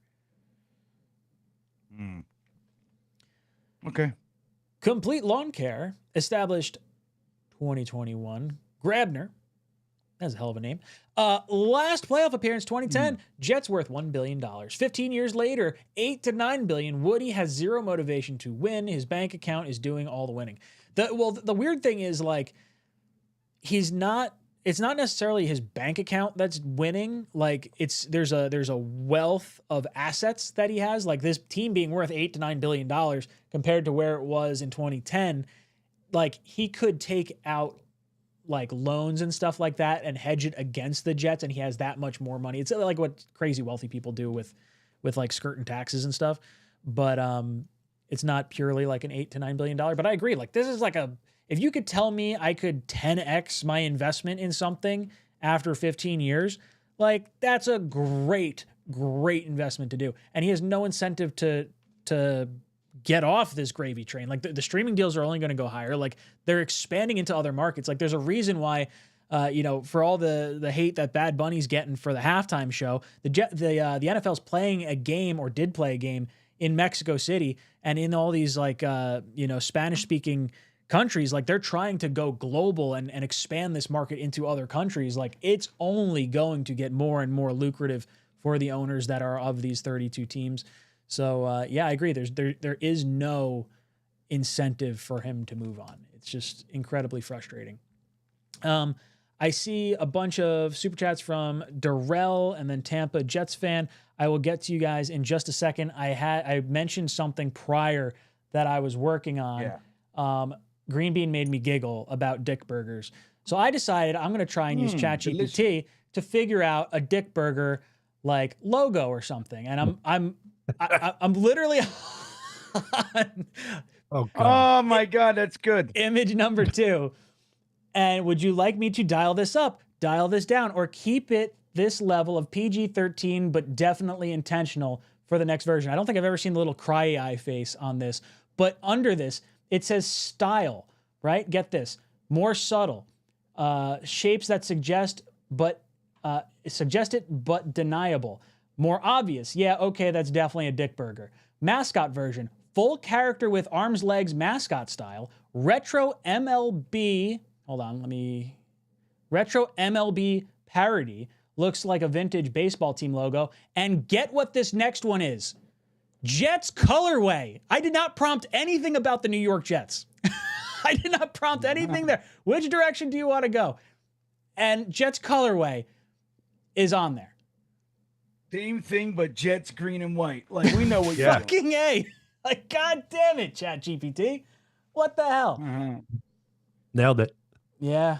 They hit the nail. Yeah, let's try one. So which one do you think? I think go with So they have hold on, let me see if I can move it up. So I can reply with one of these options. And I'll generate version 2. So what do we want? Do we want to go with Jets color? I feel like I could always adjust the Jets colorway after if I need Yeah, that's easy. I would go with more obvious or more subtle. One of those two, depending on what do you we guys think? want to More see. obvious, more subtle, Matt. As a reminder, Let's do subtle. We're not here. This is sluts. This is where we're at right now. That's our Dick Burgers. Big old truck nuts hanging out of the burger. Okay, so we're gonna do subtle. Do one. We'll see what happens. We'll come back to that once ChatGPT gives itself a little bit more time. Darrell comes in, says, Fernando Mendoza. If we don't get Mendoza, I will no longer be a Jet fan. I like a lot of the quarterbacks coming out. I think Mendoza's probably going to be the consensus Jet fan favorite right now because he seems to be the top quarterback. But I'm open. I've been saying I really like Mateer a lot. I don't think he's going to be near like the very tippy top of the draft. Unless he like balls out at the Senior Bowl or something like that. I do like more, like I think there's going to be options for the Jets. I will say this. I like the idea of having like an alpha male, like just leader at quarterback. And then also, I like this. I like the height. Like that's the thing about Mendoza, 6'5", like just prototypical build, fast processor, like high floor is kind of what I'm looking for. Not necessarily like the most explosive. Like he's not going to wow you with his legs or anything like that. So I can understand the Mendoza excitement, and I would be on board with it. But I'm not like gung ho one way or the other. Matt, are you like on board with a particular player yet? Have you watched any Ty Simpson? I see some comments of that in the chat. Yeah. Ty Simpson's impressed me. I've definitely watched more of him over the last couple of weeks. Like, I know he had a really bad, or Alabama in general had a bad week 1, and that wasn't really a name that I thought was going to be towards the top. But the more I watch from him, he's made some big time throws. And I know he doesn't have a ton of starting experience under his belt. That's really the biggest knock against him, but he looks pretty polished. So he's rising up for me. I like Mendoza the best, I would say. But after that, it's probably Simpson, Moore, and Mateer in that next crop. Bean, have you paid attention to any of the college quarterbacks yet? Or are you still too early in your process to like have favorites? Yeah, it's a little early, but I am watching. Like, so like with Mendoza, like I've literally only watched like highlight stuff. So I haven't sat down and watched a game of his yet. So I don't want to, pretend. And highlights are highlights, man. Like a guy could have just a shitty Dick Burger game, and then he has 3 great plays, and in the highlights, you're like, that guy's pretty badass. You know what I mean? Because it's just those 2-3 moments that he had in the whole game. But yeah, so I know what I'm watching, so I'm very raw in that. Now, Ty Simpson, interestingly enough, I think I told you guys last week, I did watch. I see him for whatever reason. I ended up watching more of him than anybody except my UVA guy up here, Chandler Morris, baby. UVA ranked 18th. We're coming for you, motherfuckers! Finally, it's gonna be fun. I actually like Ty Simpson, but there's some issues with his game translating to the NFL. So we'll see how that goes. But I'm really kind of raw in this. I did want to see more Alar this year. I didn't like what I saw as much as a lot of other people last year. No, I didn't watch as much as a lot of other people last year. I watched more toward the end, but I saw some things I didn't like. I was really looking forward to seeing more of him. It sucks what happened to him. Getting injured and he's a senior too, so he has to come out, I believe. So that sucks, But anyway, I'm kind of raw. I see Darrell saying, if I don't get Mendoza, no longer be a Jet. Then fucking you might as well pack your bags, because if you want it that bad, it ain't happening, buddy. That's my experience. Green Bean, I don't know if your camera shifted. Sorry, Darrell. I don't know if your camera shifted or you switched cameras, but we're looking at your chest right now. You don't like it? I know I can say that. I just want to let you know. I think you look great. No, thank you. Hold on, let me see what's going on here. Darrell says JJ minimum 2 first-round picks. We're not going to get that for him. I really like JJ. I just don't want to get a 3rd-round pick for him. No way. Darrell, no, unless you re-sign Harrison Phillips. I think Harrison Phillips has another year on his contract. Am I wrong on that? He does. Yeah, so he does have 1 more year left. We got 1 more year, even if you were to move Quinn, and I think that's what he's getting at. Tampa Jets fan says, when McDaniel gets fired, would you guys call him for some offensive role, or will there be more offensive coordinator opportunities?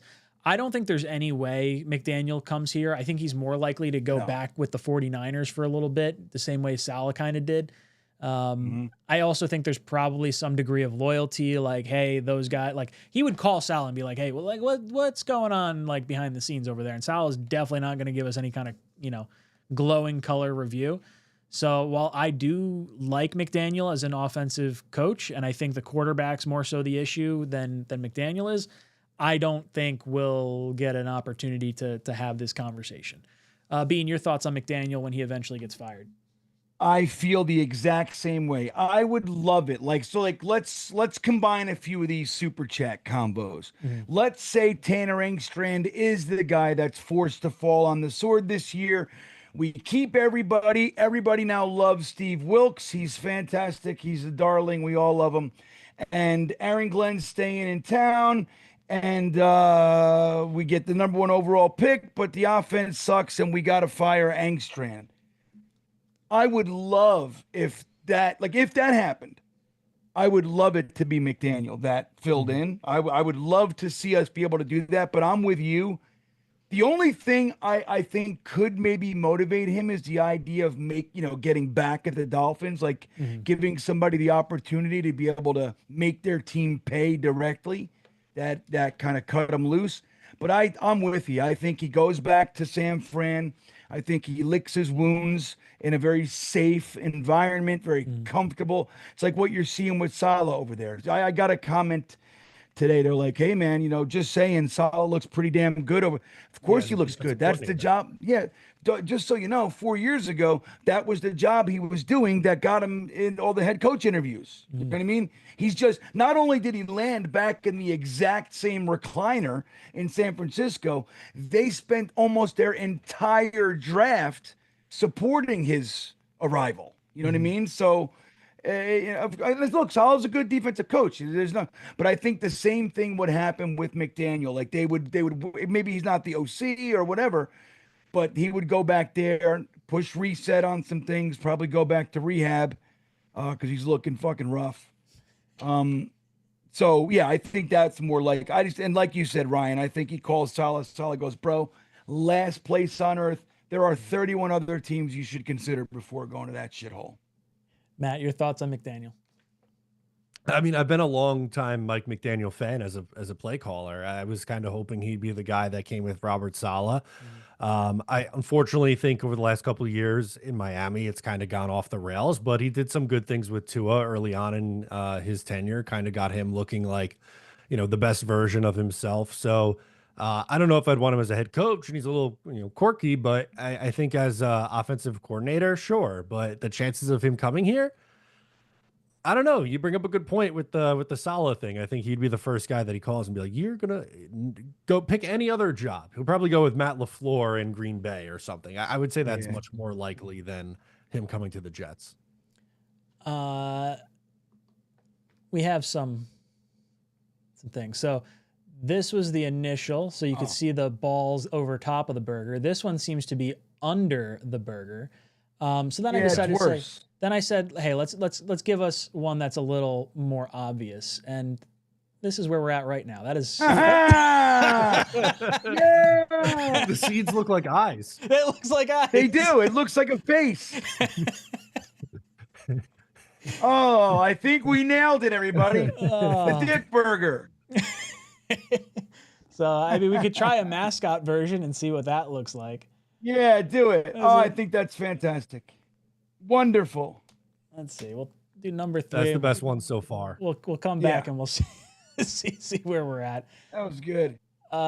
Darrell says Sauce is no Darrell Revis. Yeah, there's no true comparison other than the position. Like they're I mean, I would say Sauce he's got to be second best corner we've had, right? Like outside of Revis, like I don't know. Yeah, I don't know. Maybe Aaron Glenn was a fucking stud, and so was James Hasty. I think it's safe to say, but those guys they don't get enough love, quite frankly.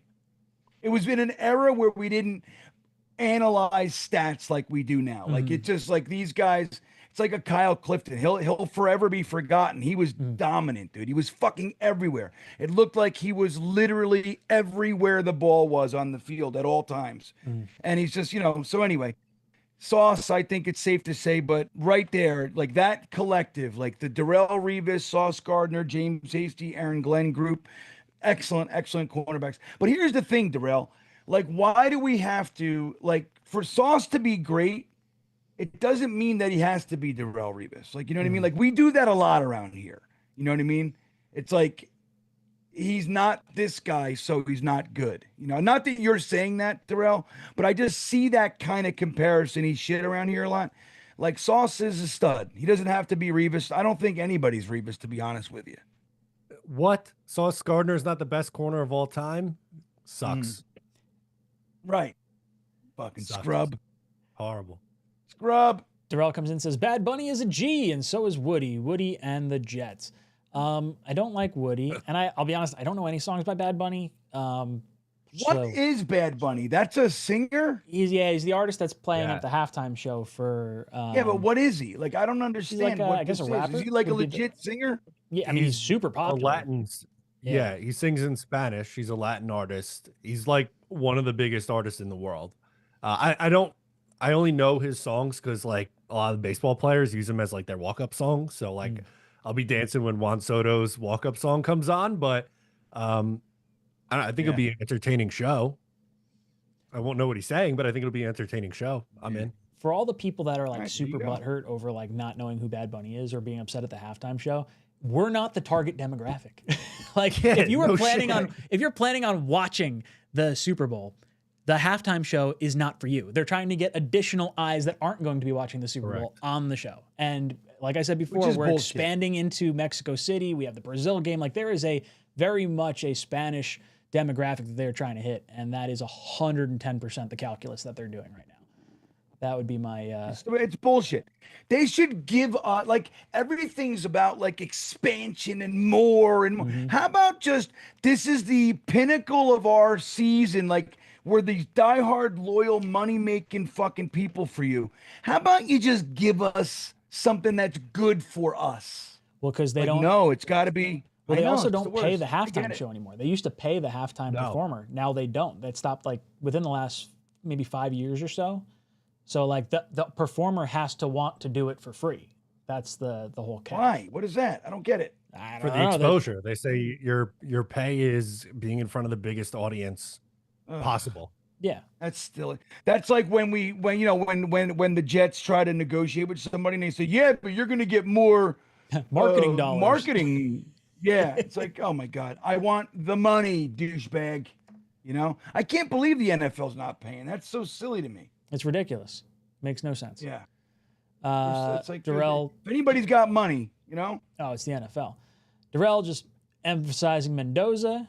James comes in, says, I'm beginning to think that past 3 years have given us a disconnect between what we think we have in talent and what we really do have, maybe.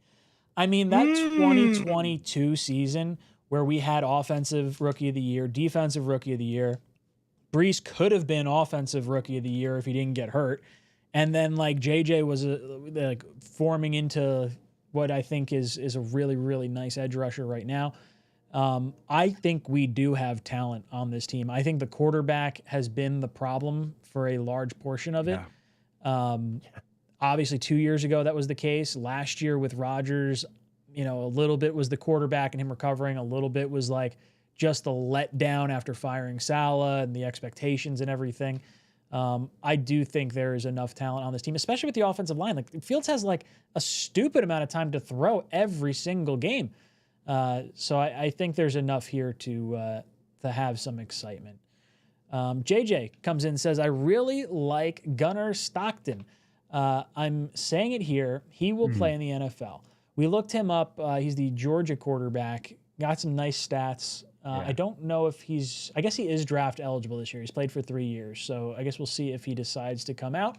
I feel like the college football playoffs might if someone elevates their stock so much that they're now being talked in like the first round discussion, I think you might see guys like that come out. I don't know where Stockton's stock would be right now. I don't have that degree of knowledge on him. Let's see. I'll take a look for you. You take a look. I'm going to go through some more of these. Yeah. Darrell says gonna take a look, Mendoza everybody. has a badass name like Jackson Dart. I But did you see his picture yet? Yeah, that's just it. You can't be a goofy looking dude. Can't be a goofy looking I dude. see it. Matt, that's Matt's system. He likes to look at the picture. And he's Clearly, definitely not a if green they're bean, handsome, they're for me. Doug Smith drops a 5 who spot. passes the- No comment, but thank you all the same. I was What'd gonna you say, say, Matt?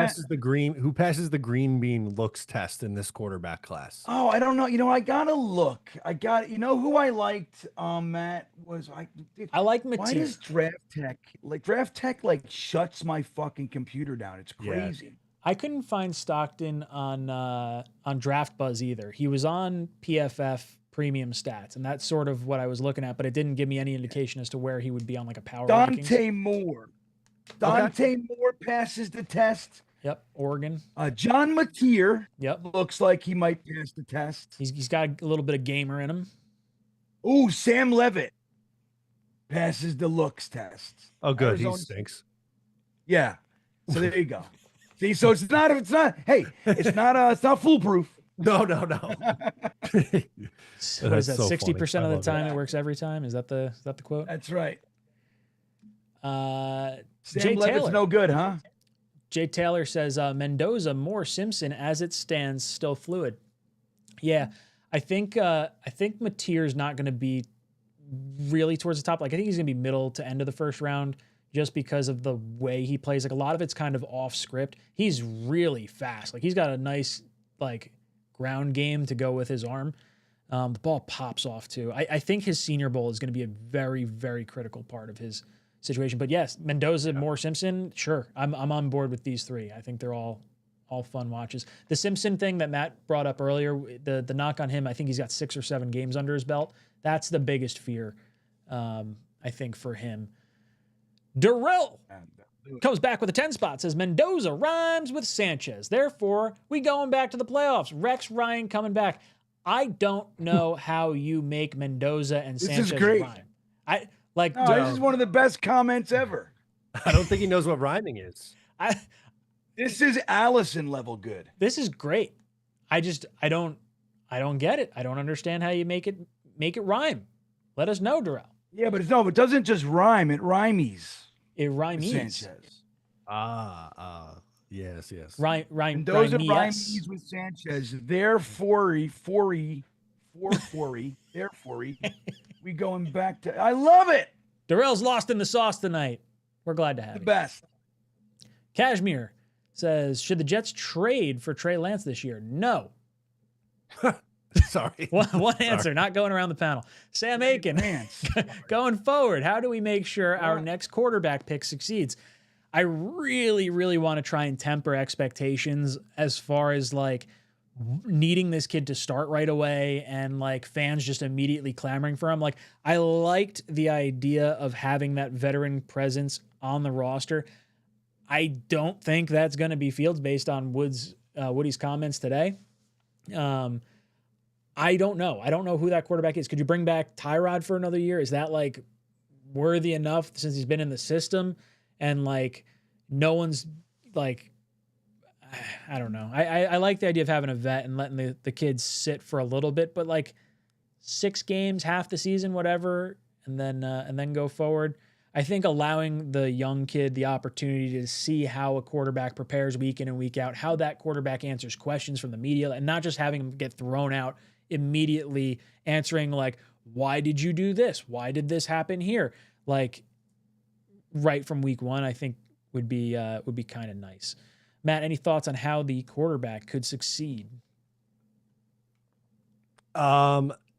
I agree with your thoughts on what you just laid out. I would like to also add from like a roster wise, keep as much of the offensive line intact as you can, get some continuity going into 2026, find a wide receiver too.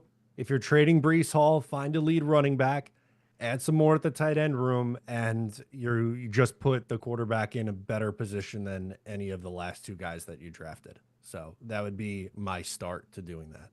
Bean, how does the quarterback succeed? I mean, why would I create something new when Matt just gave us a fucking perfect plan? I mean, that's exactly it. And I do like what you said, though, about if Breece isn't here, I love Braylon Allen. I love Isaiah Davis. We got to get a premier. Like, you got to have a guy. Like, I mean, they're fine, but you got to find that lead running back. So, I think that would be something that, look, you got to make sure that they have a solid running game. You can't all of a sudden get what looks to be a really good quarterback, get some wide receivers, and then you're running. All of a sudden, out of nowhere, you have no fucking running game. Like, that's something we would do. You know what I mean? It's something we would do. So, yeah, man, get Garrett some help, a partner, I should say. Make sure that offensive line is solid. Use some 4ths and 5ths. Get your fucking guards developing on your pipeline. Start that whole process going and make sure that he's protected. And when he throws the ball up, we got guys that want to go get it, and we're going to be okay. Cashmere comes in, says they got Bad Bunny to troll Trump and MAGA, I think. I think they know how to work the algorithms. That's more my thought. I think it's a money thing more than anything else. Like I do think I'm right that they're trying to expand into other markets. I think knowing that it's probably a trigger topic for maybe the MAGA base, helps generate more conversation and clicks. Like if the halftime show was some generic rock and roll performer that like is sort of a run of the mill name or something along those lines, it wouldn't generate the virality on the Twitterverse and all over social media. Like I feel like for 2 weeks we were talking nonstop about Bad Bunny, and like I would imagine traffic through all of that has surged all-time highs. And when they get, like I said, like the halftime show starts, there's going to be a lot of eyes tuning in to either hate the thing or to love the thing or just curiosity about the thing. Like it's all about the dollars. If it was to troll Trump, it's probably going back to his time when he tried to buy the Bills. I believe that was in the 80s. And he wouldn't show, I think, his financials. I think that's where the whole hang up was in that transaction. I don't think it has anything to do with like the political climate now. I would think all the billionaires are probably sort of in the same boat, if you will. That's my thoughts on that. I don't know if you guys want to add anything, but that's where I'm at on it. No, I'm good. No. Darrell Green Bean, I'm moving to where Manza goes. I think that's his short script for Mendoza. Okay. Yeah. Well, fucking say hello to Cleveland. Jules says, Bean, you got to watch Mateer. He's the truth. Dog written all over him. Dude, I really like Mateer. Him coming in with the broken hand to still continue playing like against Texas, or not continue playing, but to come back earlier than he probably should have. Like there is a dog in him. Like that's the bloody knuckles. Oh man, he's like, he gets me revved up the same way like Baker did. And it's just, you know, it didn't occur to me when I was watching him, like same school as Baker and like all that sort of stuff. It just like the mentality of him, the way he like went from I don't want to call it a lesser school, but then transferring over to Oklahoma to like push himself further. Like there is a degree of like confidence and swagger that comes with that. Like I think players respect that. There's like when the quarterback runs and there's like an intent to like, okay, I'm going to make this happen. Like right now, this play is happening and I'm going to make it because like, I'm going to will it into existence. Like that's sort of when I watch him play, that's what I get from him. So like if anyone who's out there who hasn't watched Mateer, like definitely flip on his tape. And he's going to be the guy keep a very close eye on for the Senior Bowl. Bean. Yeah. Any Thanks, thoughts? Jewel. Yeah, I'm definitely gonna. I mean, I'll get around to all of them, but yeah, I like that. That's sounds like my kind of guy. Tampa Bay says, let's be honest. If you're Mendoza and the Jets are number 1, do you go back to school? He has another year. No, Drew Allar is proof that you do not do that. You sign that contract, and if you shit the bed with the Jets or the Jets like ruin you, you got an opportunity. Sam Darnold's doing fine. Geno Smith had a nice little career with him. Like, there's going to be other opportunities. You were number 1 overall pick. You're going to be able to have a second shot somewhere else. You come out and you get the big contract. You do not go back to school. 110%. Bird in the hand is worth 2 in the bush. Tampa Jets fan. Facts. And also, too, not for nothing, if you have the number 1 pick, no matter what team it is, the team stinks. Like, is it going to be better off going to Cleveland or Miami or New Orleans or whatever else? Like, they're usually stepping into a pretty shitty situation. 100%. It goes. Lou says, many people talking about Sanders today. Thoughts? I don't really want to. Like, I don't think Sanders is a very good quarterback. I'll be honest. Like, it would just be the fact that, like, oh, he's a popular name that everyone talked about as potentially a top pick last year that fell to the 4th or 5th round or whatever he was in. Like, I don't want any part of Sanders, mainly because I just don't think he's a very good quarterback. Matt, any thoughts on Sanders at all? I don't think he's going to be an answer. He's a lightning rod quarterback. That's what he is. At least if the Jets drafted him straight up, it would be a little bit different. All right. Like you could see what he is. And you know, if he was a 5th round pick or wherever Cleveland took him, like you don't have to continue down that road. You could just take someone if you know, like when they eventually go to Brady Cook, like theoretically that could have been Shedeur Sanders, but I don't think the Jets should trade for Shedeur Sanders and then start him. I don't think that does anything for you. Bean, any thoughts on Sanders? No, I don't even know why we'd bring him up today. I don't know what's going on. JJ says, you get a guy like Joe Milton, Tanner McKee, and keep the rookie on the bench for a year or two. I'd be down with that. Either one of those guys. When we were looking at Jordan Travis, those were the 2 other guys, Joe Milton and Tanner McKee, that I really liked. I would have been happy with any one of the 3. Unfortunately, the injury thing with Jordan Travis didn't work out. But yeah, if you could get one of those two, Milton was just traded last year, and McKee, I don't think he's on a practice squad. I think he is on their active roster currently. Yeah, I would be down with that. If McKee is on the practice squad for the Eagles, I would definitely poach him and pull him over.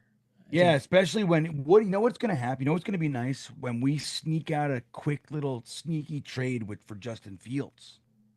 So we're going to imagine we get a seventh for. I don't think that's totally out of the realm. Like, you could send Justin Fields to the Eagles for McKee, and I don't think that's like outrageous at all. We'd probably have to eat a ton of contract, or they'd have to restructure his contract. Because I'd imagine $10 million hitting them. Yeah, although right. It might even be the end of this year. Like, maybe they just pay whatever the remaining balance is. The cap hit ramifications of trading Fields, I think, might be prohibitive, but Fields to the Eagles would make a shit ton of sense as a backup. Right. I think so. Then when we do that, then you got some room to bring in a guy. You know what I mean? Mm-hmm. Yep. Dylan says, sum everything up. What are you doing? What are you going to do all in? Wait, what are you? Dylan, words. Sum everything up. What are you doing? What are you going to do all in next year? Thanks, boys. I think is what he's trying to say. That was hard. What am I going to do? I'm not going. Sum everything up. What are you doing to go all in? What are you doing to go all in next year? What are you doing to go all in? Why couldn't I figure that out? Damn it. This was dude, my brain's broken tonight. I'm sorry. You read a lot of comments today. We're a team. Me and Green Bean are here to help you out. Dude, okay, what am I going to do to go all in next year? I'm not going all in next year. That's not the way I want to build this. I'm using tier 2, tier 3 of free agency to round out the depth part of our roster. I'm going to use the majority of our draft picks to round out the depth of our roster. If I can find a way to get another high pick where I can utilize maybe picks 1 through 4 or rounds 1 through 4 to get impact players, like I'm down to do that. I think Quinnen is the piece that I'm more okay with moving on from, just because of the value he could bring back. I don't want to trade JJ. I'd be open to moving Will McDonald. But I don't think there's like a player or a cure-all that's out there that I would think is the all-in move. Matt, any thoughts on your all-in for next year, or what you're planning to do? Yeah. Like, I'm not spending to the top in free agency. I think you have to be smart with it. If you're signing a guy to be a wide receiver 2, that's fine. If you're adding another linebacker because you're looking to replace Quincy Williams, that's fine. Maybe a starting safety. A lot of it's going to be like retaining players too. Like, I would look to retain John Simpson. I'd look to retain Josh Myers. And then from there, like, I think you're building most of it through the draft, and anyone you do bring in, I think, is just guys who, you know, Tanner Engstrand, Steve Wilkes, and Aaron Glenn deem as their guys. Being, any thoughts on what you would want to do for like next year as like an all-in or maybe mindset? Yeah, I do. I'm with you though on the mindset of all in. I don't want to do that, right? I want to build. I want to progress. I want to, not to say we can't win a bunch of games and fucking try to get the ring. That's not what I'm saying. But that all-in mentality that we just did with the Aaron Rodgers fiasco, I'm just not there anymore. And the last time we saw it, we got 2 AFC championship games. That was great. It was worth it. You know, at least we got close this time. Big whiff. Big whiff. Just want to see them kind of build this the right way. Nice, strong foundation, some developmental pipeline in place. So what I'm doing, I really want to see them hopefully get the number 1 overall pick is what I hope, but top 3 pick, get the right quarterback, and then don't get tempted. And this is what sucks about having a defensive organization. Don't get tempted in round 2, like, oh, well, we got our quarterback. Now we're going to be balanced. And no, we don't need fucking balance. Nathan Shepard. Right. You need a 21st century lethal offense. That's what we need. And that's what I'm hoping that they do. Everything else is gravy. Lou says, if Tyrod gets hurt, fans will go nuts if Justin Fields is back. I feel like I'm just sort of expecting it. Like, it's going to be like, I expect Tyrod to get hurt, and I expect Fields to probably come in And then maybe there's some degree of conversation that, like, if Fields continues to suck, then it goes to Cook at that point. But I do think we see Fields again. Damon says, just wondering, what do you guys think you'll do with AVT? This is coming from a Dolphins fan. I think AVT's walking. Unfortunately, great player when healthy and on the field, but has had 3 season-ending injuries over the last 5 years. And just we're kind of in a spot of, like, we can't really depend on him to come back. Like, if he wants to sign an incentive-laden deal to be on a bad team, like, sure, why not? But I don't think I would want to do that if I were him. Like, if I could get an incentive-laden deal to be on a good team, that's where I would prefer to be. Or maybe a team will overpay him, based on maybe an incentive-laden deal or something like that. But yeah, I think he's gone. Matt, any thoughts on AVT? Yeah, I mean, really talented player. Unfortunately, with the injuries, I just don't feel comfortable giving him a contract and banking on him to be a starter. I think someone's going to sign him because he's talented. He'll probably get a 1-year deal, but I think from the Jets, they're going to move on. It's kind of like the fallacy of, like, keeping Becton constantly, and we kept not addressing the tackle position because we kept having faith in Becton. So we let George Fant go. We let Morgan Moses go. Like, we lost tackle opportunities because we kept trying to have faith in him. And I don't want to pass on that potential starting guard to have faith in AVT when I think he could just go elsewhere. Bean, anything you want to add to that? Yep. Nope. And goodbye. That's how I feel. See you later, buddy.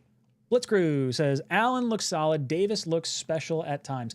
I do like those 2 running backs. Like, that tandem isn't bad, but I do think Brees provides a different level of explosion and kind of speed or glidiness to his game that they don't have. But we could do a lot worse than those 2 as our backs. Darrell says, we can't go 10-7 without going 0-7 first. Darrell with a glass half full comment. I don't hate it. Sam says, what do you think of Brissett or Mariota as a veteran signing? Sure, I'm down with either one of those. Any one of those to hold down the fort for half a season or a year, green light, I'm on board with either one of them. Matt, anyone in particular that you would gravitate towards, or maybe someone different entirely? It's going to be in that tier. I'd have to look and see who's a free agent. Maybe someone that I'm not thinking of off the top of my head is I don't have anyone jumping to me right now, but it would be probably someone in that tier. But with Fields' contract, like, he might be here still next year.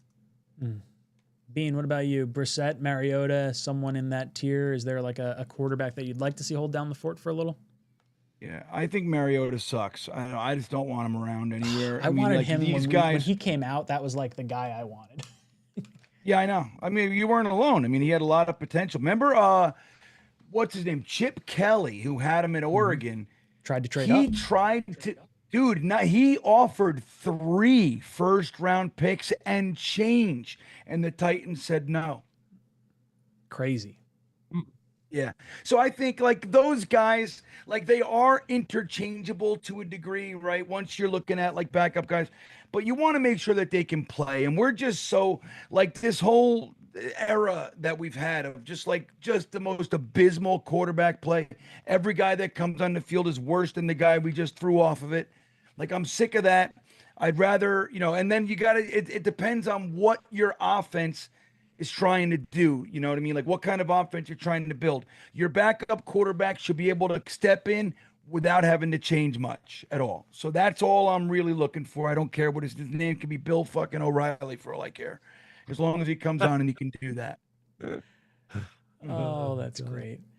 Let's see. We are at the end of our show. Crossfire wins our This week's Bloody Knuckles. Taking home a cool 67% of the vote. Crossfire wins Bloody Knuckles for week 7 of the NFL season. Well deserved. So this is what ChatGPT came back with. I tried to do I forget what the other one was. The other one was... Oh, I like him. That's good. Well, it asked for mascot version. So I did that. And then it said, we had to pause here. The mascot version crosses a line. But then I said, okay, do the retro baseball parody and Dick Burgers. that's our logo. Oh, geez. So we got some options. So maybe I like that guy. If someone wins a shirt tonight, you could be the first recipient of a Dick Burger shirt. Could do that. We have the put a fedora on them. Ask them to put a fedora on the top of the tip. On the top.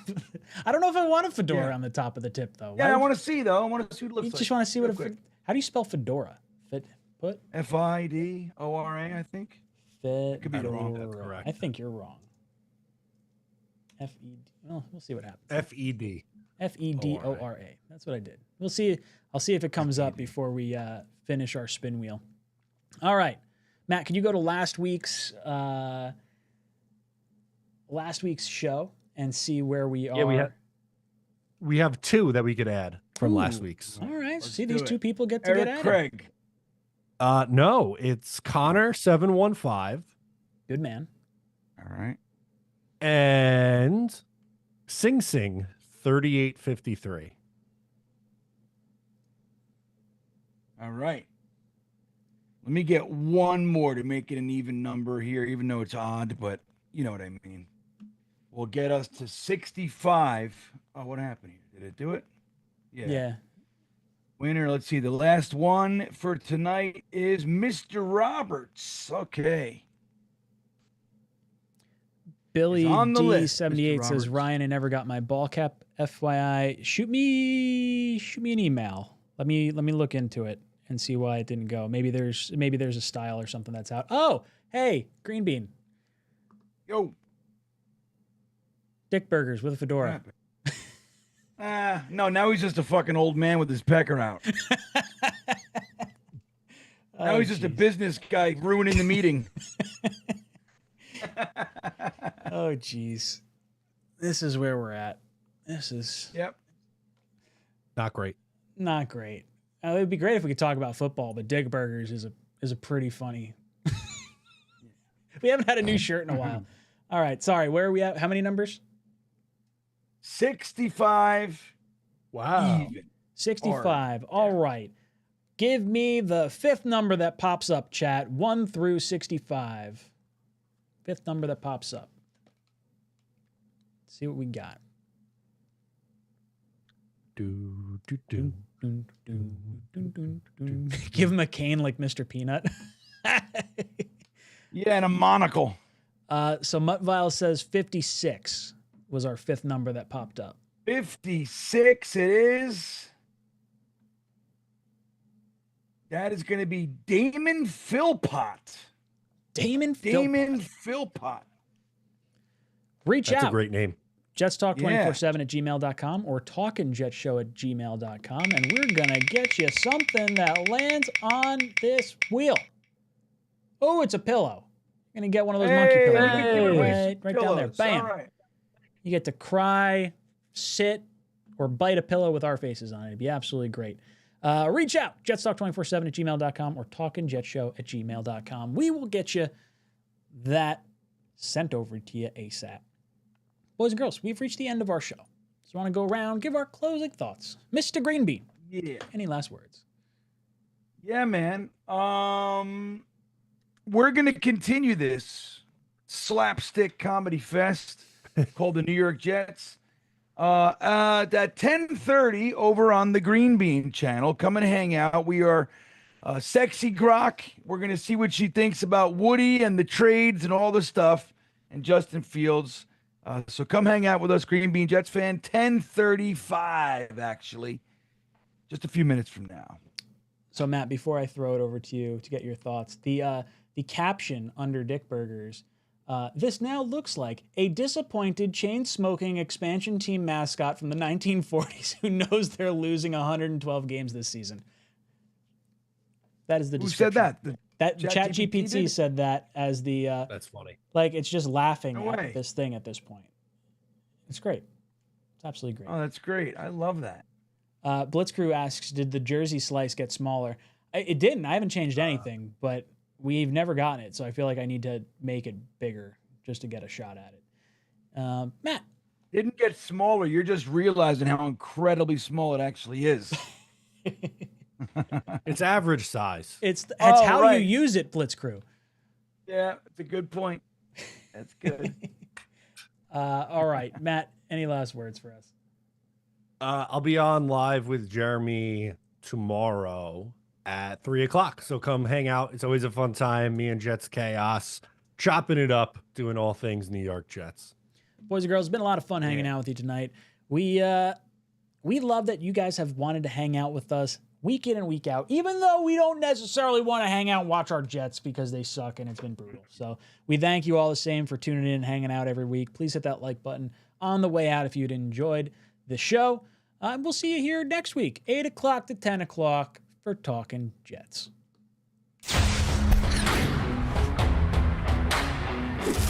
Just go somewhere else. I can't take this nonsense anymore. How are you going to blame the defense? I got the pouch. Screw green bean. Damn it. But once you get to the sausage, I feel like we're doing something. Go Jets.